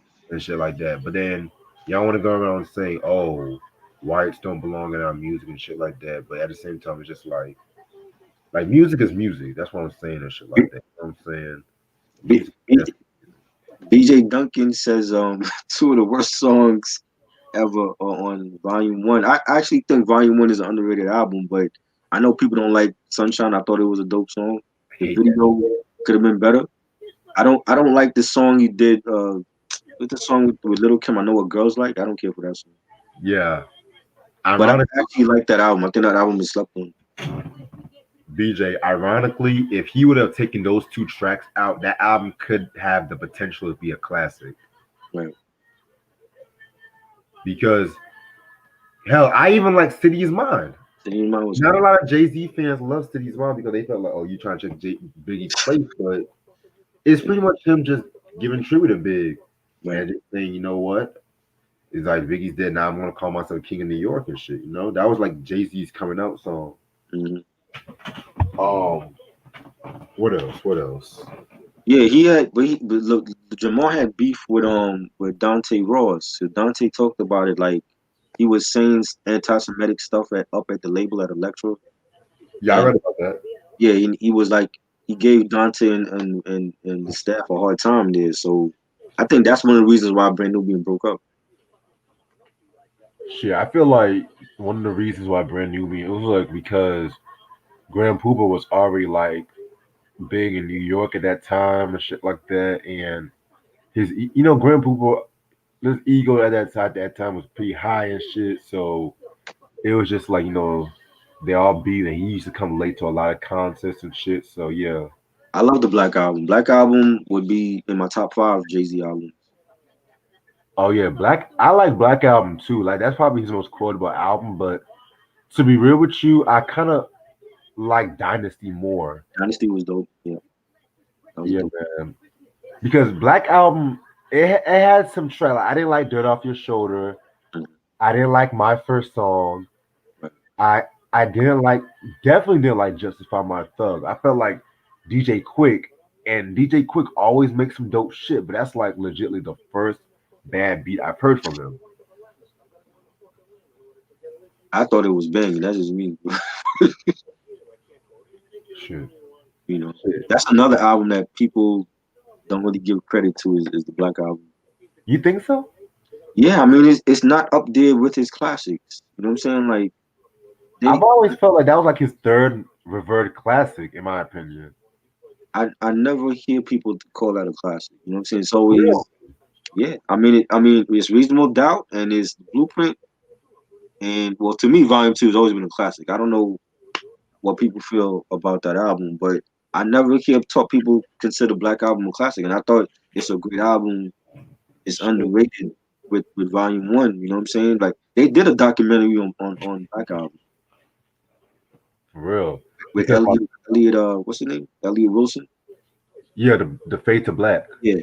They did a documentary talking about that album. I'm like they had to because I feel like it's an underrated album and they need to put more respect on it. Low-key, man, if you go to Rap Genius, they always talk about Black Album's a classic. Black Album's a classic. It's like Volume 2. It's like people. Volume 3 too. Volume 3 was dope. I wouldn't go that far. You like Volume 3? Volume 3 was okay. The thing I'm gonna come back to Volume 3, but with like Black Album, people always in Rap Genius, they always say that was a classic. But Volume 2, like if you go to like his diehard fans, they wouldn't even say Volume 2 was a classic album. I always thought Volume 2 is the first time I bought a Jay-Z album. Like I totally skipped over the first. Well, I didn't skip over the first two. It's just that Volume 2 was heavy. It was heavy anticipated in the streets, and that was the first time I ever bought a Jay-Z album. But I always thought Volume 2 was a classic album. But he has underrated albums. Volume 3 to me is underrated too. See, my problem with Volume 3 is this. Does it have good songs? Yes, it does. But Jay didn't know what he wanted to do on that fucking album. Like, he didn't know if he wanted to be the pop rapper or he didn't know if he wanted to be the street rapper and shit. Right. And in comparison to like the previous two, it wasn't as balanced it wasn't that well balanced. Right. There's some shit on there. I didn't like that Mariah Carey song. Oh my God, that was a wasted opportunity. I didn't like that. That she sounded bored on that song. S. Doc Carter. I didn't care for that. Didn't care for that either. You know, there's some joints. So Ghetto. That's one of his hardest joints. I love So Ghetto. The Watch Me with Dr. Dre. NYMP. Snoopy track. Yeah, there's been a murder of Big Pimpin', of course. Big Pimpin', and the thing is, Big Pimpin', when I first heard it, I didn't like it because it just sounded different. I'm like, what the fuck is this I'm hearing? You know what I'm saying? And it grew on me, like especially when I saw the video, it grew on me. But I think that's an underrated album. Shit, with UGK they saved that song Big Pimpin' and shit Yeah, like that. yeah, definitely. And Pimp C originally didn't want to be on the song. He didn't want to be in the song, right? Um. Oh, this is a good question. We just said, is Life After Death the greatest double LP? No, It's top three, but it's not the greatest. Wu-Tang Forever to me is better, Yes. but it is a classic. But it's not my favorite. Like Wu-Tang Forever is right up there, and All the War, Bone Thugs. Love that one. That one grew. That's probably my favorite Bone Thugs album now. Right, same. Hard time. Like, ooh. They Like, killed they killed it. They all killed it on that fucking album. definitely. Hell, another double album I feel like does not really get its proper due. Niggas don't talk about like the Dr. Dre, the Chronic Relit, where it was like when they re-released the Chronic, it was like a lot of extra tracks from the Chronic album, like a lot of them old Death Row tracks and shit. Right. I gotta hear that. I never heard that one. Yeah, that's the version of the Chronic I've been trying to get for years and shit. But that's been out of print for years because they re-released the Chronic back in 2009, and they had this one track called Smoke Enough Bud. Ooh. Yeah, let me see how if it's in Discogs. That's gotta be in Discogs. Yeah, he took shots at 50 on his Hot as Hot. That joint. Yep. Yeah, that joint was fire. I like that. And that was supposed to be his Thriller album. That's what he dubbed it. Like he was supposed to come out with like 9 songs from that album. For Volume 3? Yeah. Get the fuck out of I'm here. like, You know, I don't think he got 9 singles on that album. Like it's underrated, but I don't think there's like any big hits off of that album other than Big Pimpin' and Do It Again. I like Do It Again, so I forgot about that. shit. Okay, I found that Dr. Dre album. Okay, oh, $10. Okay. Are You Still Down? That's a dope album. It's a dope album. Yeah, that's actually the only Posthumous Park album. Yeah. Definitely. Jay-Z did Prodigy wrong. Jay-Z this is but when it comes like he tries to make Oh yeah, man. Jay and Prodigy, that yeah, you know Jay was on that sucking shit. Hey yo, Zion, you ever heard that one Terror Squad song Rude Boy Salute? Yeah. When Punk called out Jay-Z? I mean, but it's a double album. If we talking about double albums, it's Wu-Tang Forever for me. You know, Life After Death would be in the top 5, but my favorite is Wu-Tang Forever, and then All the War and Diplomatic Immunity. You know, and then All Eyes on Me. I forgot about All Eyes on Me. Hell, niggas don't even mention Esham's Judgment Day. Right. You know, it's definitely in my top 5, but it's not. I wouldn't say it's the best double album ever. Right. You know, I could do without Player Hater on it. You know, and I love Player Hater. I love Player Hater, and I never liked that song. Player Hater. Now, if we talking best group double albums, it's still Wu-Tang Forever and All the War.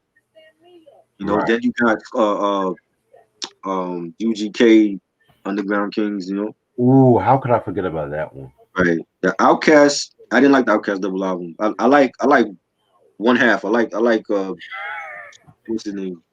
Big The Love Below, Andre. I didn't like Speaker Box, and people love that album. I don't care for Speaker Box. See, Speaker Box and Love Below, I have a complicated history with that. Right. It's like I like it now. It now, but years ago, I was just like, what the fuck? Yeah. It's not whack. I just prefer Andre's album more than Big Boy's album. Yes, Sam. I already reviewed Wu-Tang Forever years ago. That was great. That was a great album. You see, DJ Tim, I like the R double album, but is it better than 12 Play and Self-Titled? No. I love the R album. It's not touching that. Nah. It was great. Great. Probably still the best R&B double album. Who's beating that? I was gonna say his story, but that's half greatest hits too. So Right. No, hell no, not history. Hell no. That R. Kelly album better than history. shit. Is there a lot of R&B double albums? Let me You know? think. I mean, you got Chris Brown shit, but I didn't care for his. That was a No. triple album. I thought the was it the moon shit? Was it the honeymoon? What's the name of that album? Yeah, the That, heartbreak on the full moon shit. yeah, that's the triple album. Yeah, Oh wow, that's even worse. I gotta re-listen to MP The Last Dawn, It's Ronnie. not Tyrese, that's for sure. Tyrese double album was terrible. Oh, that's not even R&B. That's R&B and hip hop. Yeah, for real. Yeah, Q. We just mentioned History is technically a single disc because half his greatest hits and shit. Not history was. We reviewed that last year, like last when was it? Like June, I want to say. Yeah, Not last year, it was the year before last, 2019. yeah, 2019. 2019 we reviewed that, but it has some joints, but it's not my favorite Michael album. Yes, Prince Sign of the Time. That's a good R&B double. 100 times. That was a good album. Yeah. What do you think of the Emancipation album? I never asked. I never heard that triple album. I want to hear that. Oh shit, I you know gonna it have was to, good. you gotta have to prepare yourself for that. Oh God, it was bad.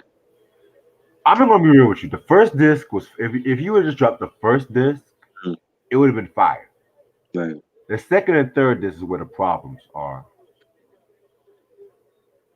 He, And you got he, more than he one. wrote because he wrote like a lot of songs dedicated to his child that died, Mm, and I mean it was kind of sad because we all know this, if y'all know the story about his kid that died and stuff right. like that. Yeah. So that's why it's kind of interesting. It's kind of like empty if you listen to it.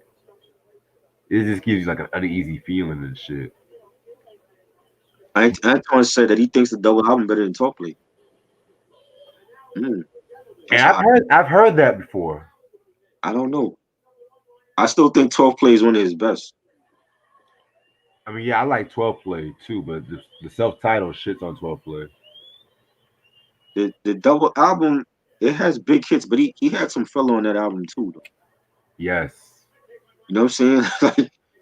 Like there's some shit on there. I'm like, what is R. Kelly doing? But he I still love it. I think it's one of his. It's in my top 5 R. Kelly albums all time.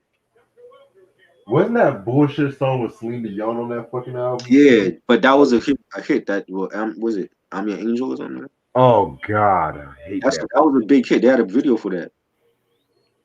You know what I'm saying? So he had like a mix of like his like ballads, and then he had like the hip hop joints.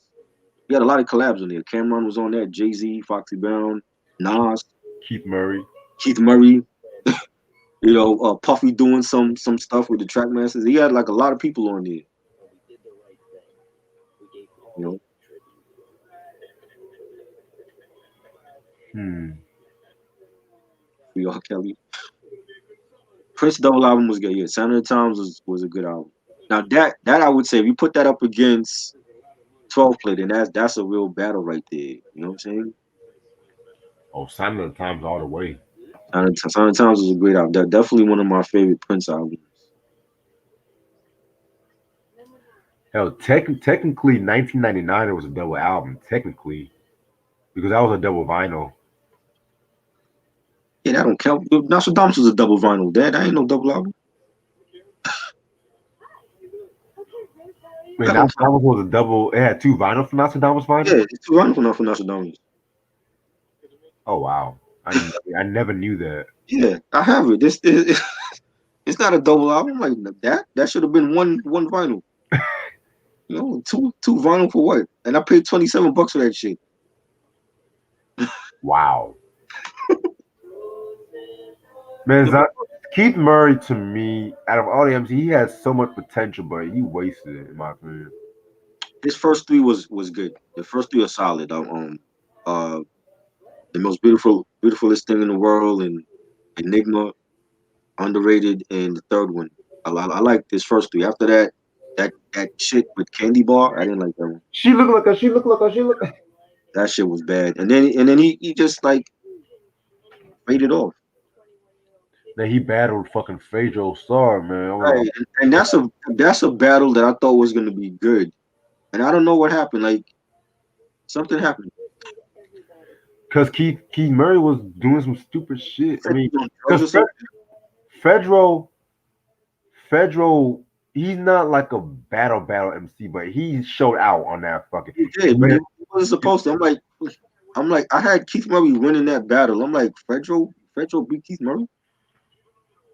Damn, Sam, damn, Sam got some good ass ears and shit. He know I'm watching Goodfellas. I'm like, damn, Sam, you must be like a fucking Is supersonic ears or some shit. is Jay nicer than Big? Nah, No, not to me. I felt like Big was better with the flows. I think Clark Kent said some shit like Big always said that Jay was nice on him on the mic. I'm like, I don't know. No, Jay had dope metaphors and shit, but I feel like Biggie's flows was different than him. Yeah, TP2 was dope. I like that one. Yes, I like that. On Big Thug and I Wish. Feeling on your booty. Yes, that was a dope sequel to the first one. Hey, did I ever tell you the story about how I performed "Feeling on Your Booty" on a karaoke one night? No, how did you how did you do that? But I was on some Hennessy and some shit. I was like, you know what? Fuck it. I sang "Feeling on Your Booty," and I was like, booty. Oh my god. Shit, better than Redman, definitely better discography too. Oh, definitely. Even his worst shit is better than Keith Murray's. What's his worst album?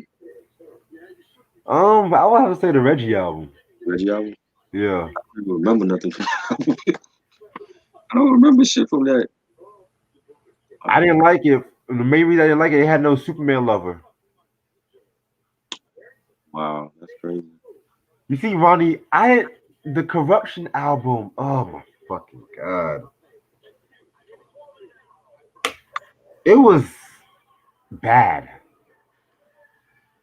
Like the West Coast version was not that good.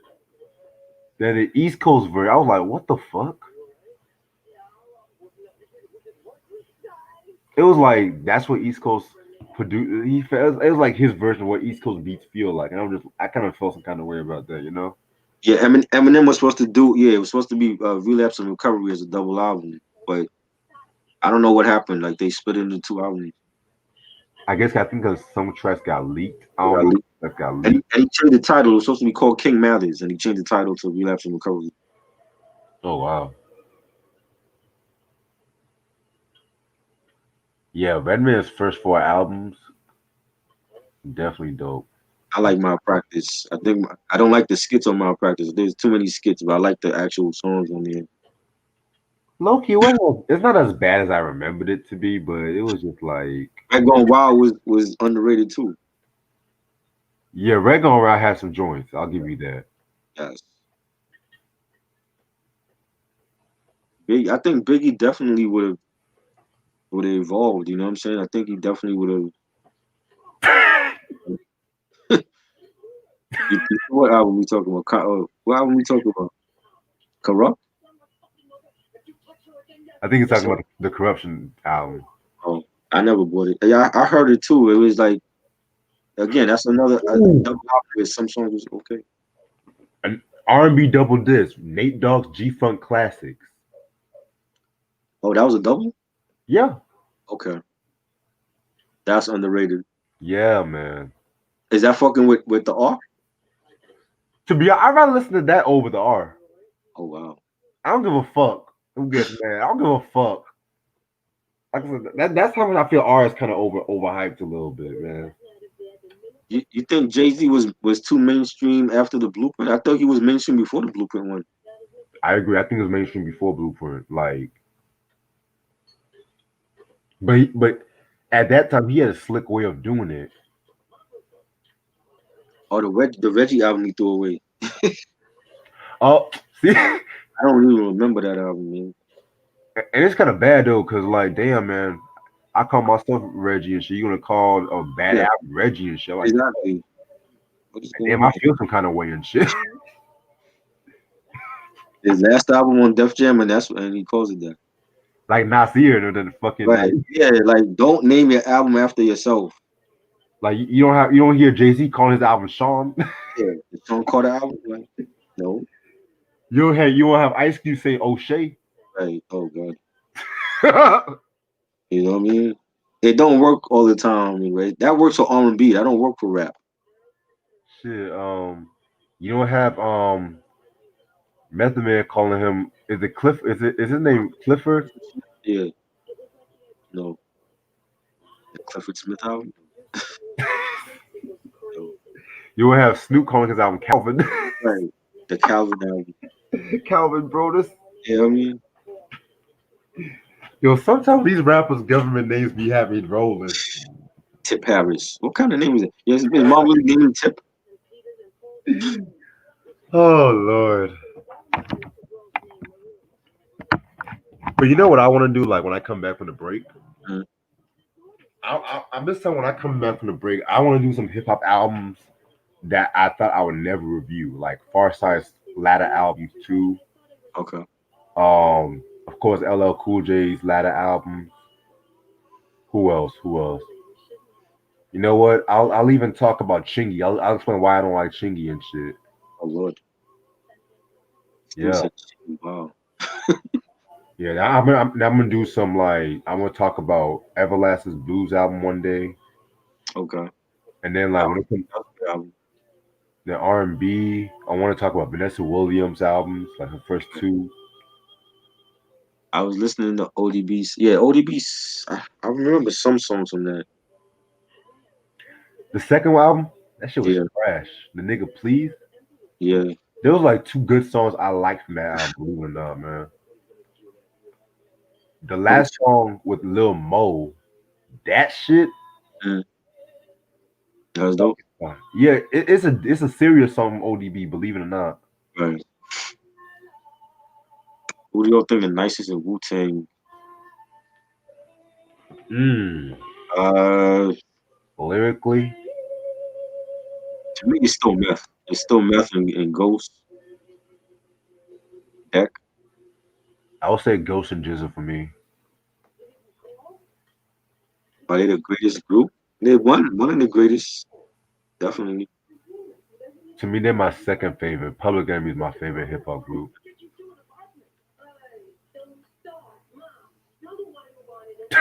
Biggie named the album Christopher. Yeah, imagine that. You know what I'm saying? The Christopher. Christopher Wallace album? No.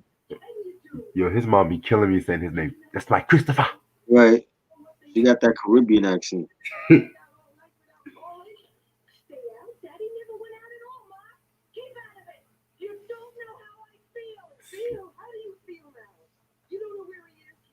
I'm gonna stay on for about 10 more minutes. Sometimes I wonder if Tupac was alive. Yeah, I mean, who knows, man? Is this the biggest mystery ever?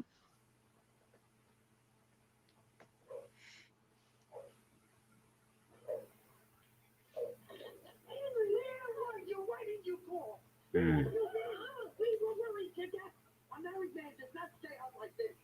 What do y'all think of Mike Geronimo's Vendetta album? Vendetta, that was the album where he like crossed over and he had Puffy telling him no not to do nothing more but the money and he still went ahead and did it.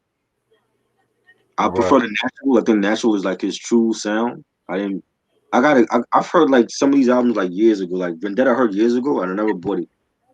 Like I remember not liking it like the natural, so Yeah, The Natural is just a classic album, man. That's just so grimy.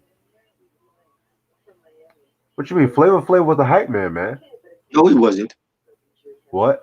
No, he's not a hype man. Flavor Flav was part of the group. He had songs on the album. You don't give songs to hype men. They're just hype. That's you. It was just BJ saying, what did he do other than act a fool?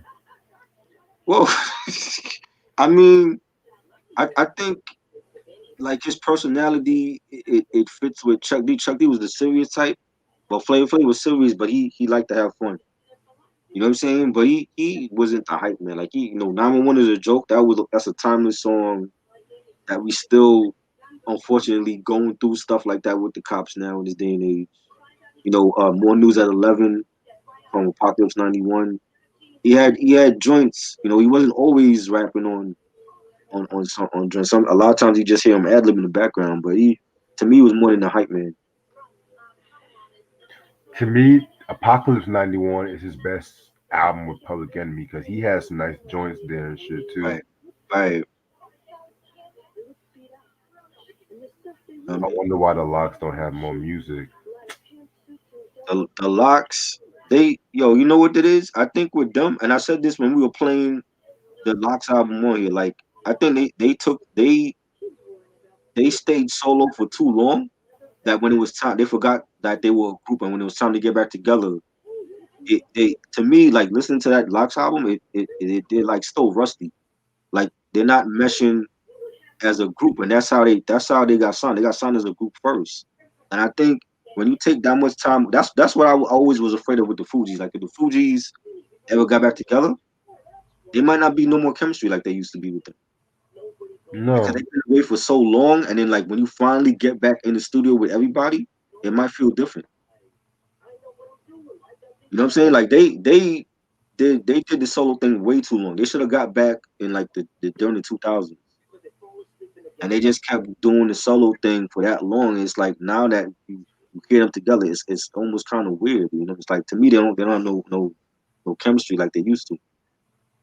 I definitely agree with you on that. You Because know, when they tried to come back like in the mid 2000s, it didn't go too well.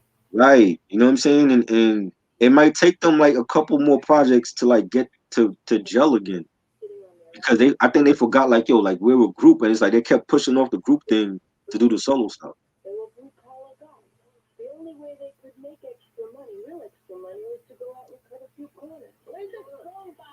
90s J or 2000s J, definitely 90s J for me.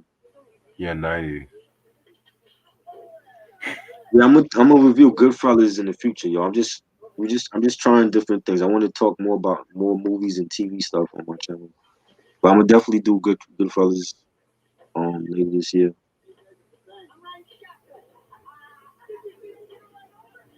I can't wait for the new season of Unsung soon. Yeah, yeah, I want to talk about that. Do like an unsung review. Yeah, I'm down for that.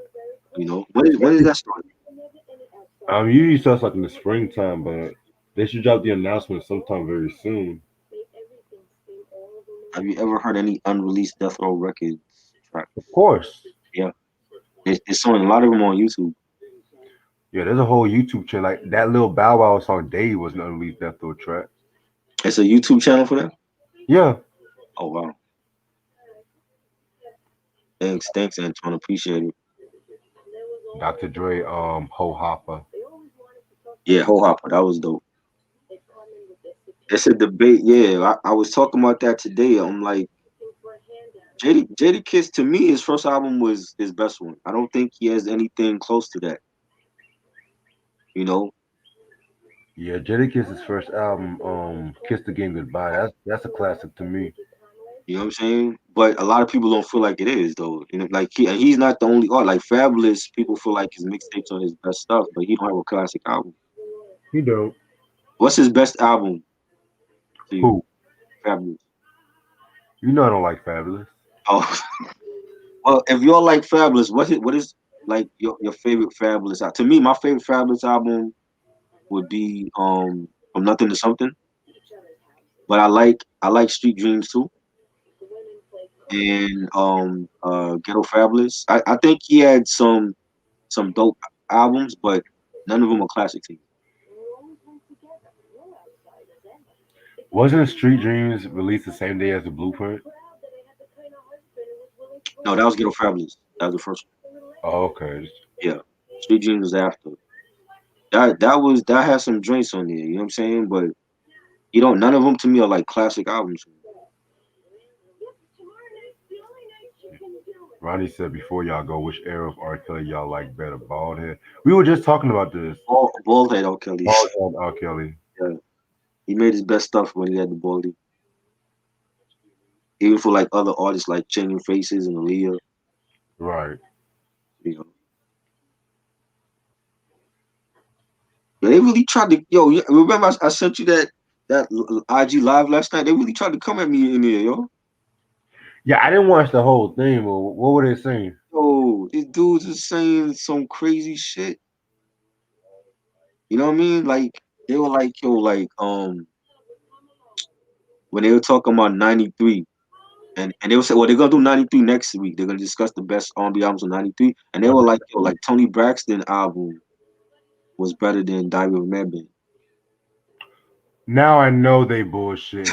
Yeah, I'm gonna jump on there. Yeah, You know because what I'm saying? I said this once, and I'm gonna keep saying this until the day I die.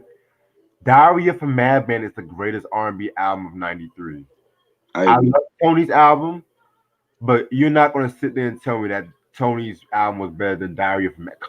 Like The Heart Belongs to You alone. Come Right, on. right.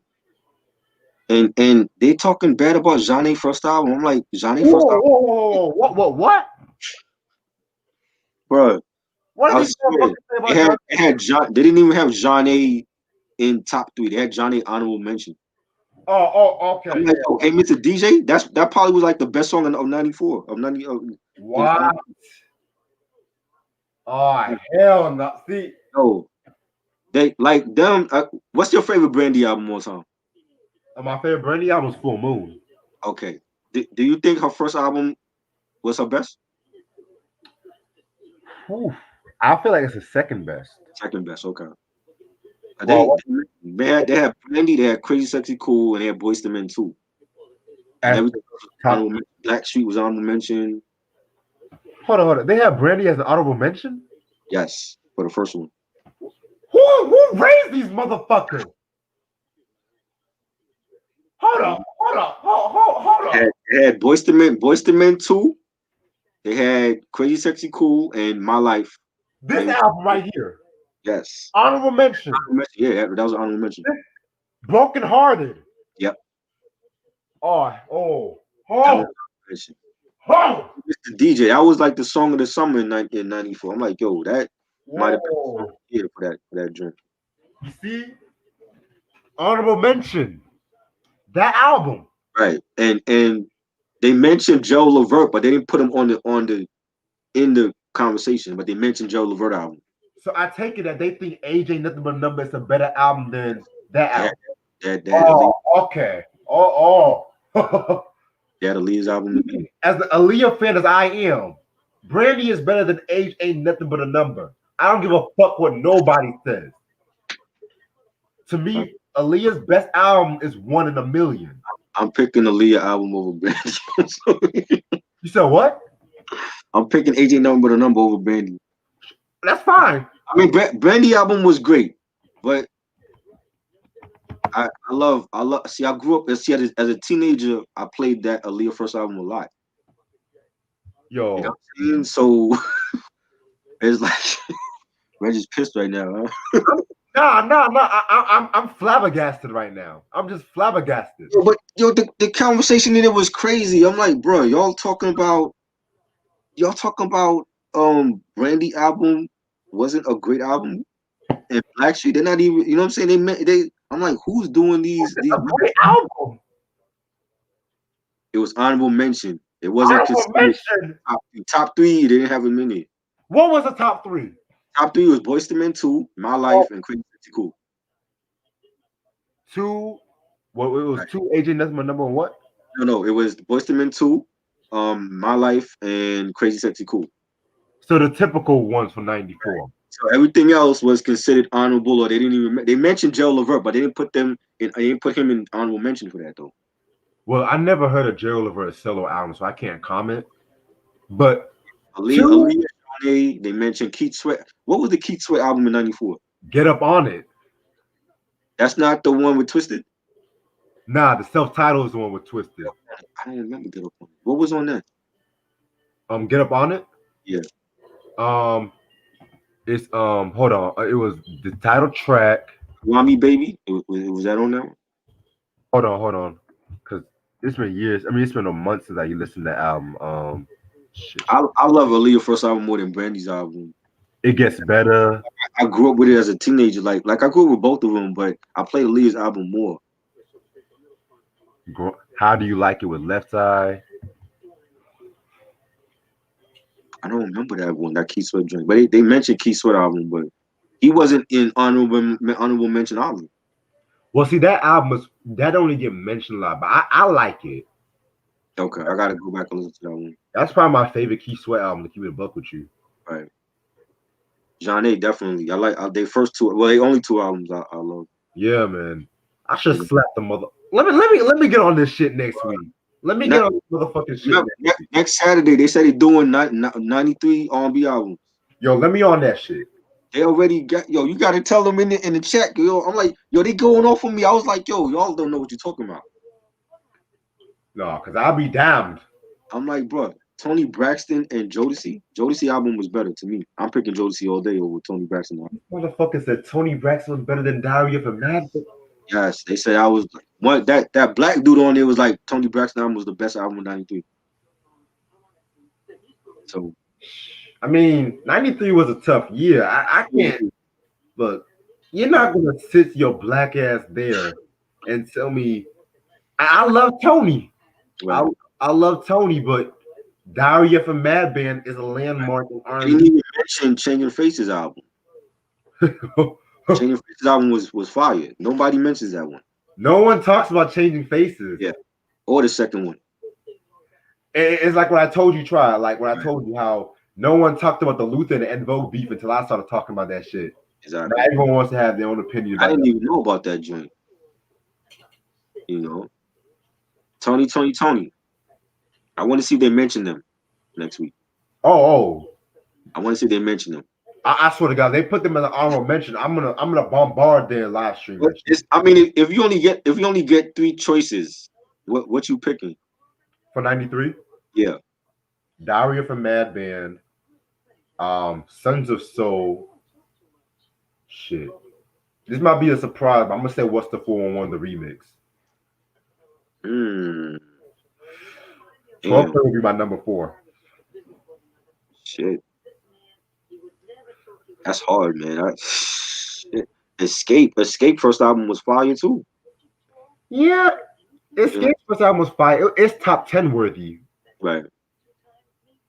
You know what? Fuck this. StreamYard's already gonna cancel my shit. I'm gonna take a break. I'm gonna stay on for another 5 or 10 minutes. Brian said we should do our favorite albums of '93. Yeah, I'm down for that. Yeah, because some of these cats that have their own platform, they don't know what they talking about. I don't know what the. Where does Music Box by Mariah Carey rank in your shit? I got to go back and hear it. True. I like the single she dropped though, but it wasn't one of my favorite Mariah albums like Butterfly or Emancipation. Yeah, that one was a bit too poppy to me. Right. Yeah, she was still in her pop lane. You said what? She was still in her pop lane on Music Box. Yeah, but like even with the self-titled, like the Emotions album, she kind of had like a Motown poppy R&B feel to it too. Right. Like she was singing on that album. Like, right. And the people in their chat, these motherfuckers is mentioning J-Lo. I'm like, y'all think J-Lo's a singer? J-Lo? Y'all got enough to talk about Britney Spears? The same motherfucker that said Tony Braxton was better than Jodeci? No, I'm talking about the people that was in the chat there. They're asking them about J-Lo and Britney Spears. I'm like, Britney Spears don't do R&B. Yeah. And J-Lo can't sing. So that already marks her out of the conversation. You know what? We should have our own R&B discussion. Fuck that. Intro.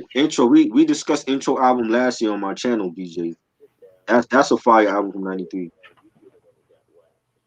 Underrated album. Definitely. Hold up. Janet period. They were shitting on that. Whoa. It was the Janet album. What? I seen a dude in there talking about he didn't like the song that MC Lyte was on. Oh, somebody gonna slap his mother. Somebody gonna slap his mother, man. What the fuck? Album is fire, and I'm like, yo, people forgot how good that Janet was back then. Jesus Christ! How could you bring up Britney Spears and J-Lo in the R&B chat and you talking shit about the Janet album? Because this culture is too fucking gentrified now and shit. I don't get it, man. How the fuck y'all gonna shit on a Janet period album? Crazy. Yeah, But hey, H-Town. They mentioned H-Town. They mentioned what album H-Town had in '94. 94? Who? Yeah, Who? they mentioned H-Town. They mentioned H-Town. Oh, the legendary Begging After Dark album. They mentioned that. Underrated Begging After Dark album. They mentioned that. What do they say about it? They mentioned like the singles off of it, like it was underrated, but it wasn't in the honorable mention. They were just mentioning Okay. certain albums. Honorable mention would be like Blackstreet was in there, and they had Aaliyah, and they had Randy. But like the other albums they mentioned wasn't in their actual honorable mention. Like the Joe Levert album wasn't in their honorable mention. As long as they said it's underrated, okay. Right. Whoo! Because if they would have talked shit about that album, oh my. Right. Well, the oldest dude in there was like 51, and the youngest, you could tell it was young kids in there. Shit. So I'm like, well, they don't know shit about Joe Levert. You know what I'm saying? If you grew up on fucking Ciara and Ashanti or SZA right now, you know what I mean? Right. Hey yo, Antoine, what you know about that Ladies Nights edition, man? That's some R&B right there. Yo, try. I'm telling you, H-Town's second and third albums, led classics, underrated. I heard the first one. I didn't hear the other two. Yeah, the first one's good too, but to me, Begging After Dark is the best album. Okay. It's like they had the Roger Troutman funk Right. meets Devontae. Like Dino, he's just as good as Devontae in my opinion. You can tell he was influenced by that sound and shit too. Right. Usher. They mentioned Usher first album. What they say? That he mentioned the Devontae swing on "Can You Get With It." Okay. And the "Think of You." Okay. But that wasn't honorable mention. They just talked about that album because it came out that year. Okay. Okay. They still prefer Confessions over that album. Okay. I can fuck with that. I can fuck with that. But they couldn't name all the hit singles from Confessions. I'm like, bro, they had like 7 singles on that album. Like I said, man. Like I said, I understand niggas. Oh yo, Silk's Lose Control. Yeah. That was a dope album. Right. I prefer the second album though, the self-titled. Yeah, that was dope. See, these R&B niggas, it's R&B. Sometimes they don't know shit about R&B. They're just influenced by this whole Chris Brown and all these techno R&B. But when it comes to like real soul R&B, they right. Like hold on, I'm gonna show you something. Hold on. I'm gonna show y'all some R&B right here. Yeah, we definitely I gotta tell them like I want to request to be on here because these cats don't know what they talking about. Yeah, if you do, let me know too. Yeah, I don't know if they're gonna let us on. I was like, I would love to come on there because I'm like, the other 3 people on the panel. I'm like, when y'all sit up there and say that Tony Braxton album was better than Jodeci, I'm like, no, they don't know what they're talking about. This album right here. Yes, that was a fire album. Fire. Off the hook. Nobody talks about that. Well, they haven't done 95. I'm assuming at some point they might do 95. Because I didn't even know they did live streams. I came in on the 94 conversation. They said next week they're doing 93. So it looked like it's going to be like an annual thing they're doing. Hey, y'all don't want me to talk about 80s R&B and shit. Cause Diamond, yeah. It was a good album. It's not my favorite Usher album, though. And it had so many singles off of that album. What's your favorite Usher album? My Way. I love My Way. My Way. The first one was dope. 8701 was cool. Confessions was good. But it's not my favorite. Like people be like, oh, Confessions is my favorite. I'm like, well, what about his other album? Raymond versus Raymond. I thought that was a dope album. Yeah.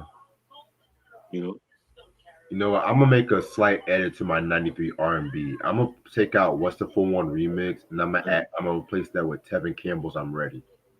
I'm Ready. That's what they didn't mention. They didn't mention I'm Ready. I want to see if they mention that next week when they do that. Because that has to be in honorable mention at least, or in the top 3 when they talk about 93. No honorable mention. I know they're not gonna pick it. They're not gonna pick Tevin Campbell. They're gonna talk. They might mention it, but they're not gonna pick it in the top 3. It's gonna be Tony Braxton, Jodeci, and R. Kelly. R. Kelly or Janet was 93, right? Yeah, period with 93. Yeah, people in the chat shitting on the Janet album though. I would slap their mother. I'm like, what? What are y'all talking about? That was a classic album. Hell, the Tevin Campbell "I'm Ready" album was more R&B than a lot of those favorite R&B albums from '93. Let's keep it a buck. They're not gonna they're gonna mention Tevin, but it's not gonna be on nobody's list. I guarantee it. They're gonna totally shut him out. My Life came out in '94. Yeah. Oh, for the cooling you, my nigga, Ronnie. It was dope. That was a dope album. Man, I almost got somebody pregnant by Lady. Oh, dude. Woo. I want to see they mention even Babyface album. They won't. Yep. Nah. We would have to be in there because motherfuckers that's young, they're not gonna know the '93 shit. Hey, yo, send me that link whenever that shit comes out. They put up like posts every day. Like, what was it like your favorite? They'll pick like 10 great R&B albums from each year, and they'd be like, "Well, what's your favorite from this year? What's your favorite from '96 or from '94 or whatever?" Cool Lax. That was a great John B album.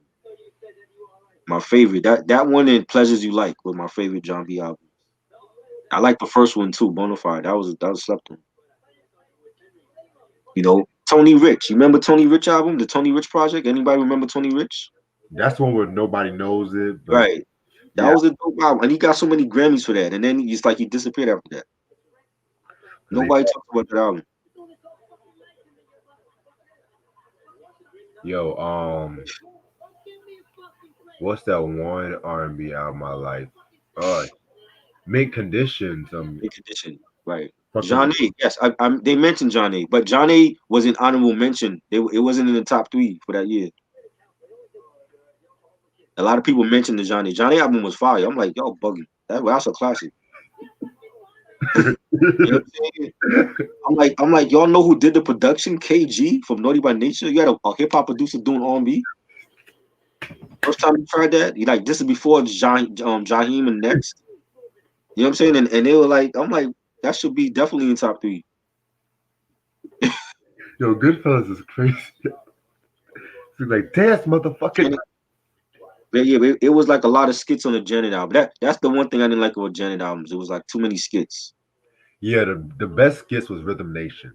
Rhythm Nation, right? But Janet was a fire album, and I love that album. And these cats is shitting on the Janet album. I'm like, bro. The oldest one that was in the chat, he said he was 51. And I know like the other cats were younger because they talking about J-Lo and Britney Spears. I'm like, they're not R&B. How you bring up J-Lo but y'all shitting on the Janet album? I don't get it. What J-Lo album is classic that she fucking with any of Janet's albums? She don't have that. You know? Sam Salt, I heard of him. He was in the '90s. Ronnie said, Candy of Natasha. Natasha. Candy. You got Candy? Yeah. Candy had that deep voice. Natasha had that soulful voice. You know? I'm like, if you 51, you should know the R&B by now. Like, how are you sitting up there agreeing with these people that Janet was shit? You know?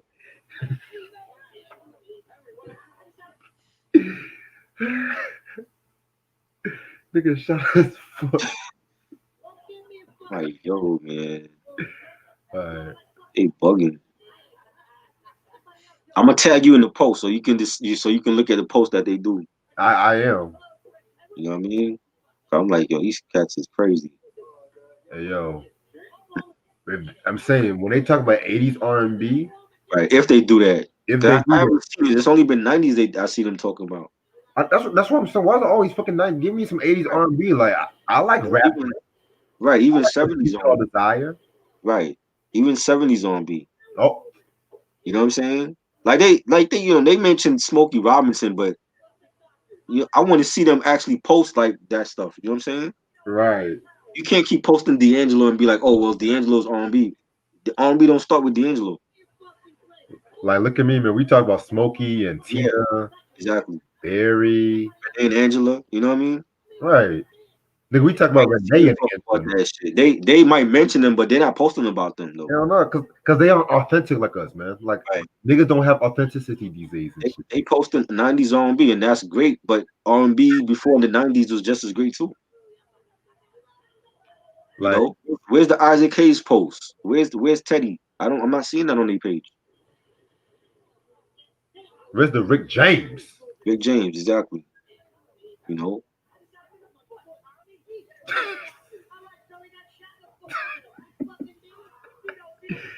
Yeah, where's Joe Pesci at now? Why is he in the movie? It was the best R&B album '93. Yeah, it was a great album.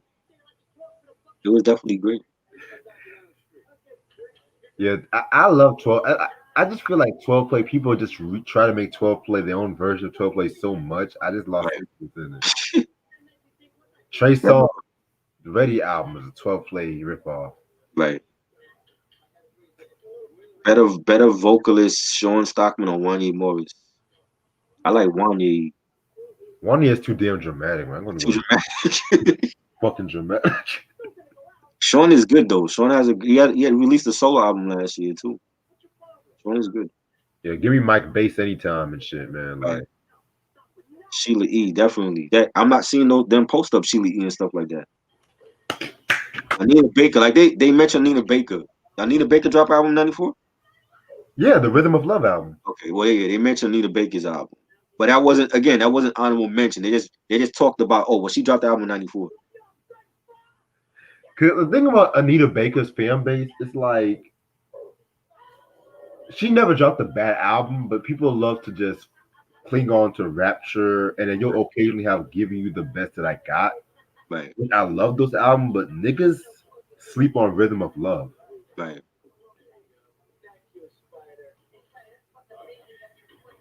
Hold on, where was the mention of Ruth Theory's album from '95?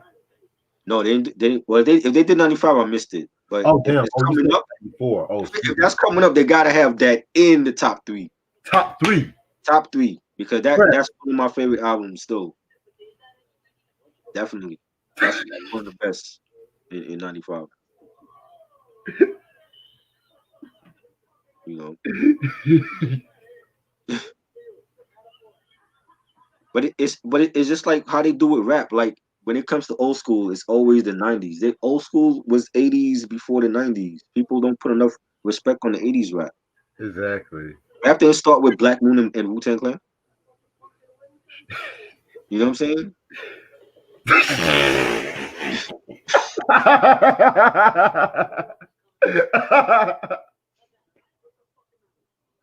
I'm sorry, but I must be a very fucked up person. I always laugh at the Bloody Season good stuff. I'm sorry. But yeah, they always mention Wu-Tang as the beginning of hip hop, but they don't talk about like Cold Crush Brothers or Curtis Blow. It can't be all about Wu-Tang all the damn time. It's like '80s rap was here before the '90s. For real, and then niggas talk about Wu-Tang, but they can't name all the fucking members of Wu-Tang. Right. Like it's not just Method Man and Ghostface, nigga. Exactly. And then that motherfucker said, "Isn't Redman a member?" I told him, "Get out." He honorary member, honorary. You know. The Whispers, yes. Right. You know. The fucking Just Gets Better with Time album from '87. Right. R&B classic. Mm-hmm. That was when L.A. Reid and Babyface was on that shit. Oh man. New Editions, Heartbreak. Yes. R&B '88. Man. Awesome album. For my favorite New Edition album. Sorry, Bobby. BJ said, I don't remember if we talk about all Big Daddy Kane albums, man. You gotta go back to like 2 years ago. We did that. Yeah, man. That was some of my best reviews I've done. I don't mean to brag though, but Veterans Day was terrible. So what? That album was bad. Veterans Day, that album was bad. And you can tell no one talks about those fucking albums and shit. Yep. They always talk about Long Live the King. They don't even talk about It's the Big Daddy thing either. Mm-hmm.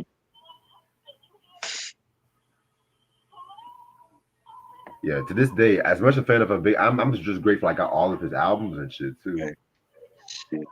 Because even like as a music fan, I like to get the bad albums from certain artists and shit, just to say I fucking got Well, the I album. mean, I got the main ones. I don't know if I need Daddy's Home and Veterans Day. You know, I mean, I can hook you up if you want. Daddy's Home is good. Yeah, Daddy's Home is pretty solid. I only remember the posse cut he did and the what's the first single he used the sample from In was the it Barry PJ, White? That joint? you mean in the PJs? And the PJs, yeah. That Yeah. was yeah, I remember that. That was the only two songs I ever heard from that album. Yeah, my only gripe with Daddy's Home is his fucking punchlines was just so amateurish. Right. Yeah, he fell off lyrically on those albums. So Yeah, lyrically, it's a looks like a Job 4 was his last great album. yeah, Lyrically. I agree. And nobody talks about that album. No, because even Never Taste hear nobody mention that album. right, even Taste of Chocolate lyrically Right. was dope. That's another one I don't have. I don't got that one either. You know what I'm saying? But it's like it's like the first two they talk about, and that's it. I don't hear nobody talk about Taste of Chocolate, Prince of Darkness. I'm like, yo, like he was still good, but he was chasing that radio play. Right, because Taste of Chocolate, man, it was just like he was just trying to be the R&B sex man. You know what's crazy though, because ironically, both Kane and LL's third album, they were trying to go for that R&B sound. Right. Ooh, Antoine, very dope question. The Osley Brothers masterpiece or Between the Sheets? I'm gonna go with Between the Sheets. Yes. Definitely. Masterpiece was cool. I liked Masterpiece. But that was like the last time all the brothers was just in present. Right. The last time Chris Jasper was in the Isley record and stuff. Cause y'all should know Isley Jasper. You never heard the Isley Jasper Isley album, have you? Nah, I gotta hear that dream. I never heard that. That shit's fire. I gotta hear that dream. Fuji Rap is better than Kane. You said what? Fuji Rap is better than Kane. Samson. I can't get mad about that. Right. Definitely had better albums than Kane. Oh, You yeah. know? Have you ever heard the original Raw with Kane and Kool G Rap? No. Yeah, that shit's fire. It's like 6 or 7 minutes and shit. And I gotta hear that. to me, Kool G Rap ate the song. Right.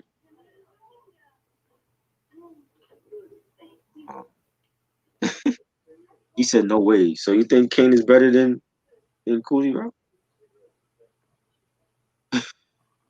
It's kind of crazy because in my top list, Kool G Rap is my number 11 and Kane is my number 10. So Oh wow. yeah. So you think Kane is better than Cooley Rap then? Yeah, I think Kane lyrically is better than Kool G Rap, but Kool G Rap has better albums, and I like his style more. Right. Plus, Kane is more versatile than Kool G Rap too. Right. No, but I don't know. Doing those R&B joints, it wasn't a good look for him though. Like Kool G Rap don't need to do that. But see, as much as y'all like to clown Kane, he was ahead of his time with that, because if it wasn't with Kane, you wouldn't have the Biggies and the who else around that time, like Jay-Z's and shit like that. You know what I'm saying? Now Kane is somebody I could hear over the Juicy beat. Oh yes, I can definitely hear Kane over that. Kane had more of an impact, BJ says. Of course. Morris Day. I had that album back in the day on cassette, and I only remember like one song. Yeah, I got the vinyl of that album. Not bad. It wasn't that one. It was the Daydreaming one. The Fishnet song. I need that one. I love Fishnet. Yes. That's the only song I remember. And I was little back then, so I don't remember the whole album. I love the Soul Train performance of that track. I gotta see that, man. It's been years.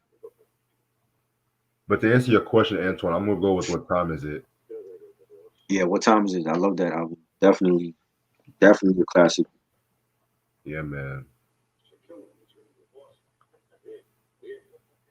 Sam said Nas and Coogee Rap are my favorite rappers. Oh yes. Dope.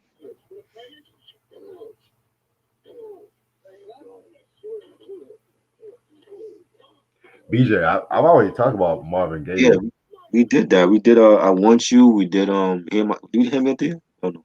I didn't hear my dear solo, Okay. but I don't want to And talk I about Want You and Midnight Love. What's the other one we did? Did we do What's Going On? I did that years Oh, ago. we did. Okay. But we did some Marvin Gaye stuff on here. Oh yeah. Just type Marvin Gaye on this fucking channel and yeah, it will come up. Yeah. That's I one. Want You was a great album. That was a great album. That's one thing I might do during the break. I might make like a playlist for certain artists with all the reviews I've done, so in case people want to ask and shit. So, Right, yeah. but that would take fucking time. 'Cause I've done shit Yeah. since 2013. True. I have to have a lot of free time to do that shit. Right.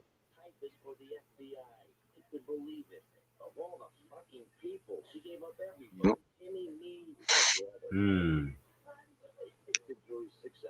Yes. I see when it comes to the unsung R&B, y'all voting for the Angela Winbush and the Phyllis Hyman. That's gonna be tied. So I might have to do a tiebreaker. Prodigy is my favorite. That's dope. My Scorpio brother. Yeah.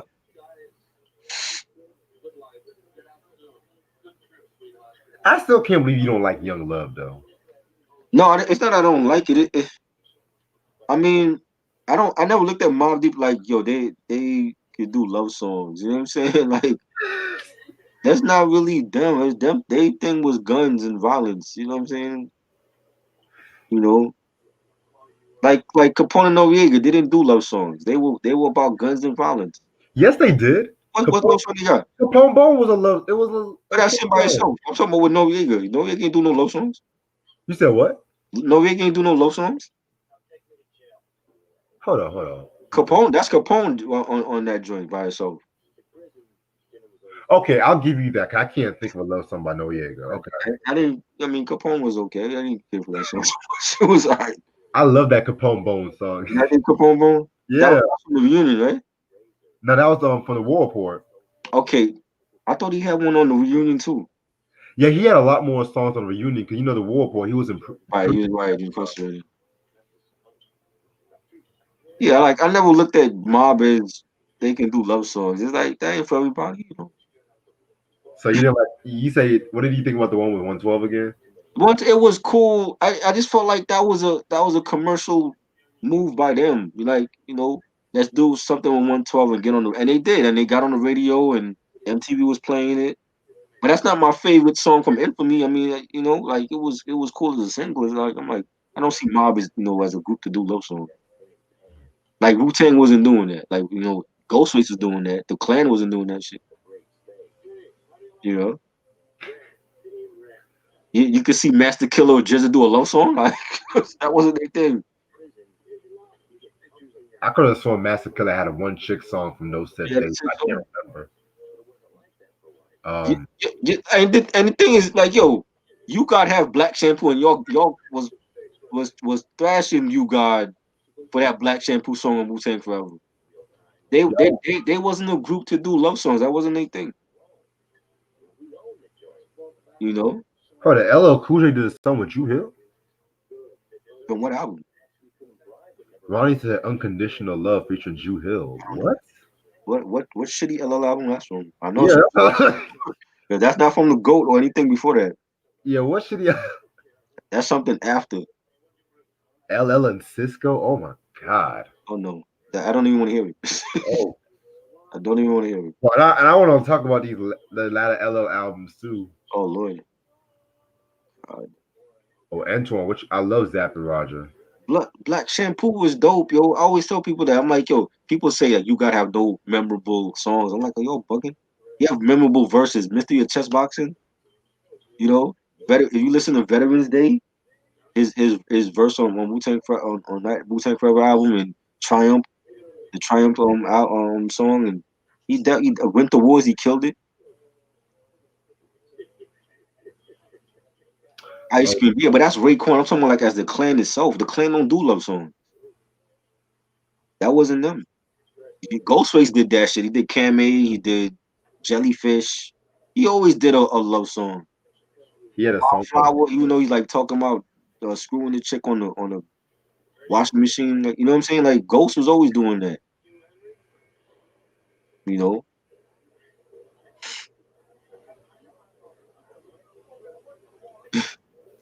BJ said, "Do y'all like Dead Press? Let's Get Free album. Love it." Yeah, that was a dope album. Even Dead Prez did a love song. That Mind Sex, that was a love song.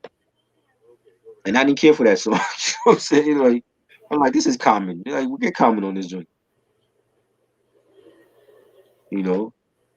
Love songs ain't for everybody. Like, sometimes it work and then sometimes it don't. Like Cypress Hill, I don't even think they got a love song. They got songs for blunts.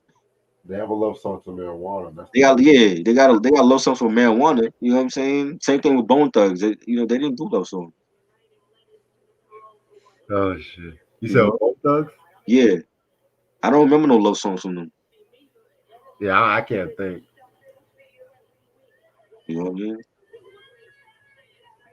Oh, Todd Smith, I'm definitely not listening to that. Is it from that album, that Unconditional Love joint? Oh, it's from the 10 album. I didn't like that album. That was bad. Wow. Yeah, Never Be the Same Again. That was dope. But Ghosts have a way of making those love songs dope. You know what I'm saying? You don't make it cheesy.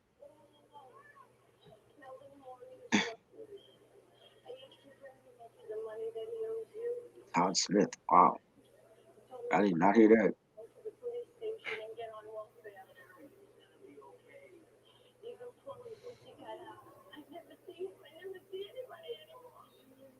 Biggie. Biggie know how to do it though. You know what I'm saying? He know how to do it. Like he didn't come off like begging or you know what I'm saying? It wasn't like he wasn't thirsty, Right. you know. Um, Dream is a fucking R&B bitch. Yes. Fire. He killed that. He was so dope that Kim said, I gotta make my own version. You know what I mean? And then Like who was doing that? And Biggie had pissed off like mad R&B chicks. Patti LaBelle, Escape. I'm pretty sure everybody else was mad at SWV, TLC. even Nicki Minaj made her own version. Right. You know what I'm saying? Like Biggie just made it fly to do that. Ding ding ding ding ding ding You know what I ding. mean? Big Papa. We see him in Big Papa and he talking about cheese, eggs, and steak and roaches, grape. And like he was just a fly nigga to do shit like that. He wasn't making it sound cheesy. Like I need love. I like that's a dope song. But I can't see everybody doing an I need love type of song. Like that worked for LL. Hell, even Ice-T had a song called "Girls Let's Get Butt Naked and Fuck." Straight to the point. Ice-T was not playing. He was like, this is what it is. When I'm alone in my room, sometimes I stare at the You know what I wall. mean? Back of my mind, I hear my conscience. Oh yeah, we're gonna do the Nori joint. Definitely. Definitely gotta do Nori. What do y'all think of the Big Pun Punish Me joint? I don't like that song. You already That, asked me this. I don't like that song. that's crazy. That shit's You love that song? I love Punish Me, man. I don't love that song. That I don't know who you give that to. Come That back, one, come back, come back, come back to you might me. have to give that to LL because I don't think Fat Joe would have sounded good on that song. Maybe. Cause hell, if Pun wrote that song for Fat Joe would have rapped it, maybe. I don't know, man. I just Thank you, Sam. Sam loves it. I don't like that Thank song. you, Sam. I always skip over that song. Man, Punish Me, man. So I'm not a player wasn't enough. You have to give us Punish Me too. I think I'm not a player is better. Man, fuck still not a player. No, I'm not a player. Like Oh, that regular joint. I'm not a player. That's fire. I did not like Punish Me. Miss Jones on it was like I'm like Miss Jones of all people. Like Okay, Ronnie said that was a weak link. Okay. I agree. I did not like that song. That's probably like the only song I didn't like on that album. Oh man, that album had no bad track. I can't skip a track. Yeah. I don't care. Come back, come back, come back, come back to me. This nigga said I was the luckiest man on earth. My wisdom was like, come on, man. Pun was on his pen game on that song. Really? I think LL would have killed that song instead. Man, fuck LL. This is what we're talking about. Damn. LL don't have no song. Could you hear Lloyd Banks on it? On Punish Me? Yeah. Hell no. Big Punisher. That was only made for Punisher. Hell, Slick Rick, Teenage Love. I can't hear no one on that beat. That was made for Slick Rick. That was made for every beat Slick Rick recorded. That was made for him. Yeah. I get it. Mistakes of a woman, mistakes of a man in love with a woman from the Ruler's Back album. Jesus Christ. I didn't care for Punish Me, man. If anything, I don't know. It don't seem like Pun. I'm like, I'm not a player. I just crush a lot. That's Pun. When you get to Punish Me, it's like Miss Jones I think Miss Jones ruined that song. Miss Jones made that song. Miss Jones made that song. Wow. Oh, come on, Trey. Made that song. Miss Jones didn't even make a career. What do you mean? Miss Jones made that song. Her singing career was bad. Bruh. Miss Jones made that song. And Miss Jones. They could have gotten any other singer than Miss Jones. Miss Jones made that song. Wow, you'll never hear that. Wow, you guys are killing me, man. I think you know what? Justice for Punish Me. Justice for Punish Me. Oh, Antoine, you know I gotta pick Shalimar over DeBarge. Miss Jones. Wow. BJ said it's almost flawless. Captain Punishment, it's a flawless album. It is, but I don't like that song. I can skip that. Ready to Die is a flawless album, but I skip over Friend of Mine. I don't like Friend of Mine. Now, Friend of Mine, Yeah. Skip. Yeah.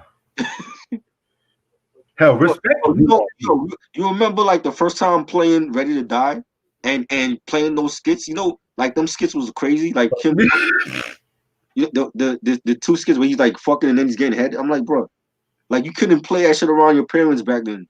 But I didn't tell you, bro. I was in high school or middle school one time. I logged into the computer.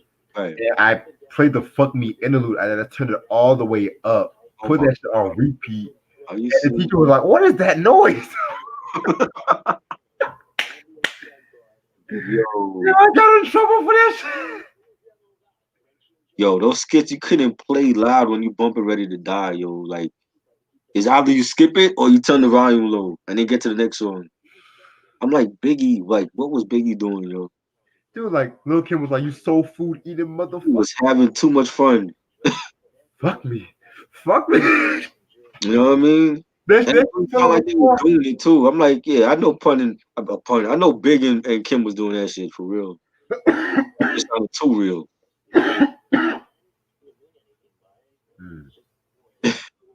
Like, yeah, like Mary J would have been better. I'm like, Miss Jones out of everybody?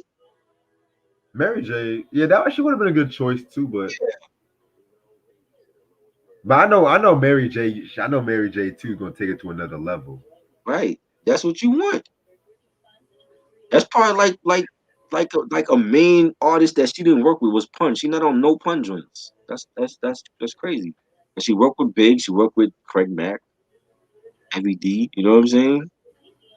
Yeah, Craig Mack. She worked with a lot of rappers. She never did nothing with Pun. You know. Ready to Die was an incredible, better than Life After. Oh yeah, Ready to Die way better than Life After Death. I love both. If I had to pick one, I'm picking Ready to Die. But better, Life After Death is great. I feel like there should be some unreleased tracks of Life After Death. Yeah, they have to be. They have to be. Puffy, you want some sneak shit, man. Of course. It has to be. Big Pun had great skits. What great skits was on Capital Punishment? The intro when they sampled Fresh. Punishment been taking them all out. Like bang, bang, bang, bang, bang, bang, bang, bang. Only one I remember was the Funkmaster Flex skit. That shit, I didn't like that. That could have been left off that album.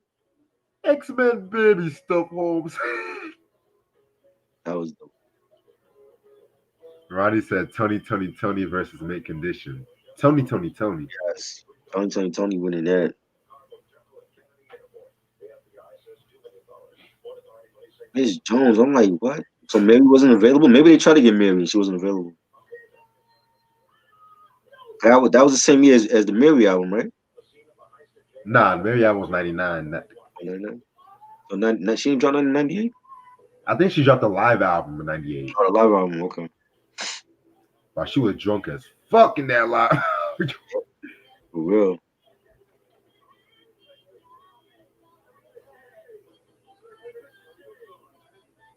Fuck it, StreamYard gonna have to kiss up.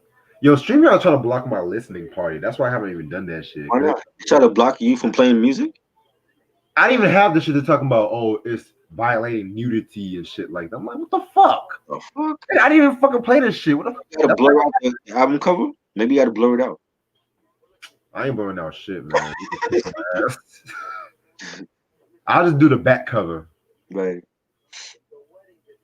Man, yeah, it was like a movie, especially with the intro, like the continuation from when he shot himself at the end of Ready to Die, and then he's like in the hospital. I love that cinematic intro.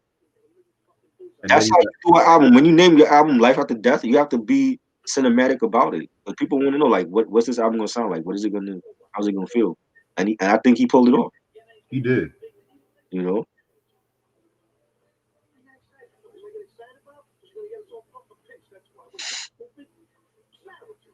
He said he loved all the skits. Wow.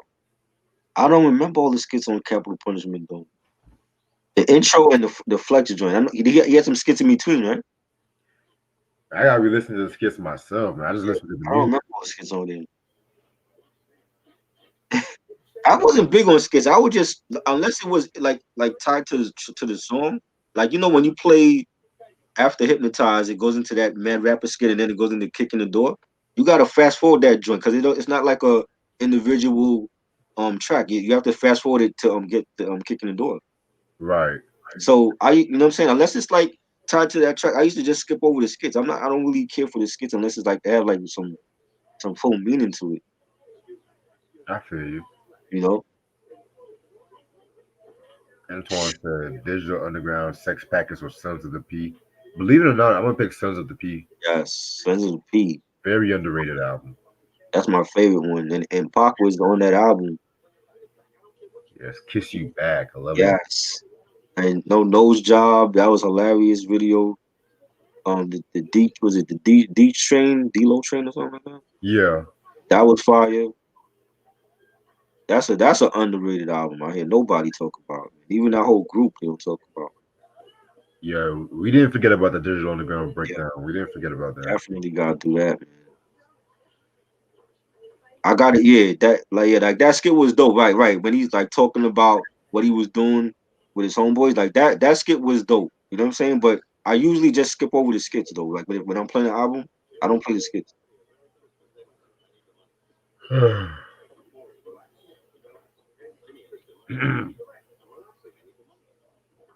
Better for Life. What Bleak album that's from? That's on the first one? I want to say that's the first one. I think that's from the first album. Yeah, I remember that joint. That was dope. Bleak, that's another artist to me that don't have no classics. Yeah, Bleak ain't got no classics. You know? Freeway's first album. Yes, Freeway. And that's another album nobody talks about. Would you call that a classic? Yes. That to me is his best album. Definitely. That's so slept on, and I don't understand why. Yeah, I might shut this off soon. I'm about to give me some sleep soon. Well, I should not sleep, so just want to chill for a minute. Shock G, yep. Yeah, Shock is a dope producer, man. I fuck with his stuff. Definitely. Who else? Yeah, he's a West Coast producer. Like, you don't hear him get mentioned like as much as like Dre and Ja Rule to me, yeah, that's true. But with Shock G, I mean, outside of DU, did he do a lot of stuff for other people? yeah, Oh, he did? yeah, you did. I didn't know that. You don't think Ja Rule has any classics? The first album, Ready Ready, and even people would say Rule 336. I don't remember the whole album except for the songs. You know, Yeah, I would say his first two. I would say those are classics. I love Last Temptation. I know Reg don't like it, but he had some joints. The Pledge remix with Nas and Ashanti and Mesmerize, and I thought Last Temptation was solid. Pain is Love was dope too. Painter's Love was the beginning of the end for me. I mean, I liked the album, but at the same time, it was like more. See, again, rappers with the third album trying to go for Right, that R&B crowd. right. I mean, I love Live It Up. That was dope. Yeah, I love that track. That was dope. Yeah, definitely. I love his first four albums. And Blood in My Eye. Gotta like listen because I haven't heard it in years. We're gonna do that Do discussion. Huh? I do? I gotta hear that. And What? All You LE was dope. He had a strong. He called out 50 Cent. He wants to battle him. Right. You know what I'm saying? Like he called him out recently. I'm like, yo, what? 50 need to battle Ja Rule. That would be good. That will break the internet. Definitely. I think Ja Rule could beat him. I don't know. I like see if 50 used the mixtape stuff, it's a wrap. But if he just stick to the album stuff, I think Ja Rule could take him. Mm. Favorite MTV Unplugged. Nirvana. Love that performance and the Uptown MCA show. That's a tough one. I'm gonna pick one that no one really talks about. Alice in Chains Unplugged. Oh, I didn't see that one. Antoine says Ja Rule first album is his only best one. I don't know. I like his other stuff too. Yeah, that's his best album. I don't think that's his only best album. The first. But Yes, Bobby Brown. I like the Bobby Brown song, but Bobby Brown to me already had lost his voice by then. yeah, that song was hilarious. You know. Thug Love. Yeah, the Uptown joint, that was dope.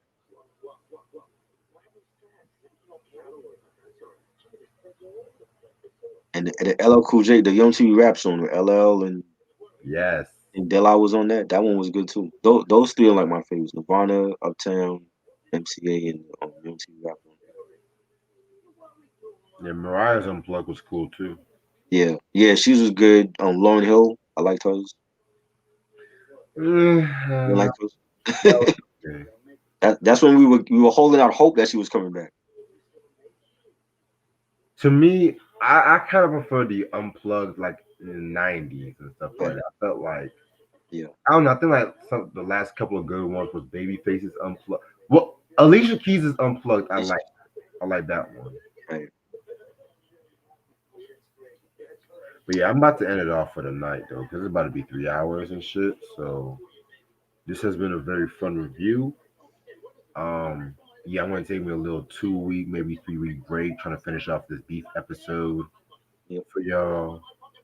Stay tuned. I'm gonna post some like promo stuff soon. Jay-Z Blueprint 2. And if Yes. y'all don't prefer the Blueprint 2, make sure y'all look for that Blueprint 2.1. The other one. More stripped down version of the Yeah. album. Um, yeah, thank y'all so much for watching, and I will see y'all very soon. Hope y'all have a good night. Peace.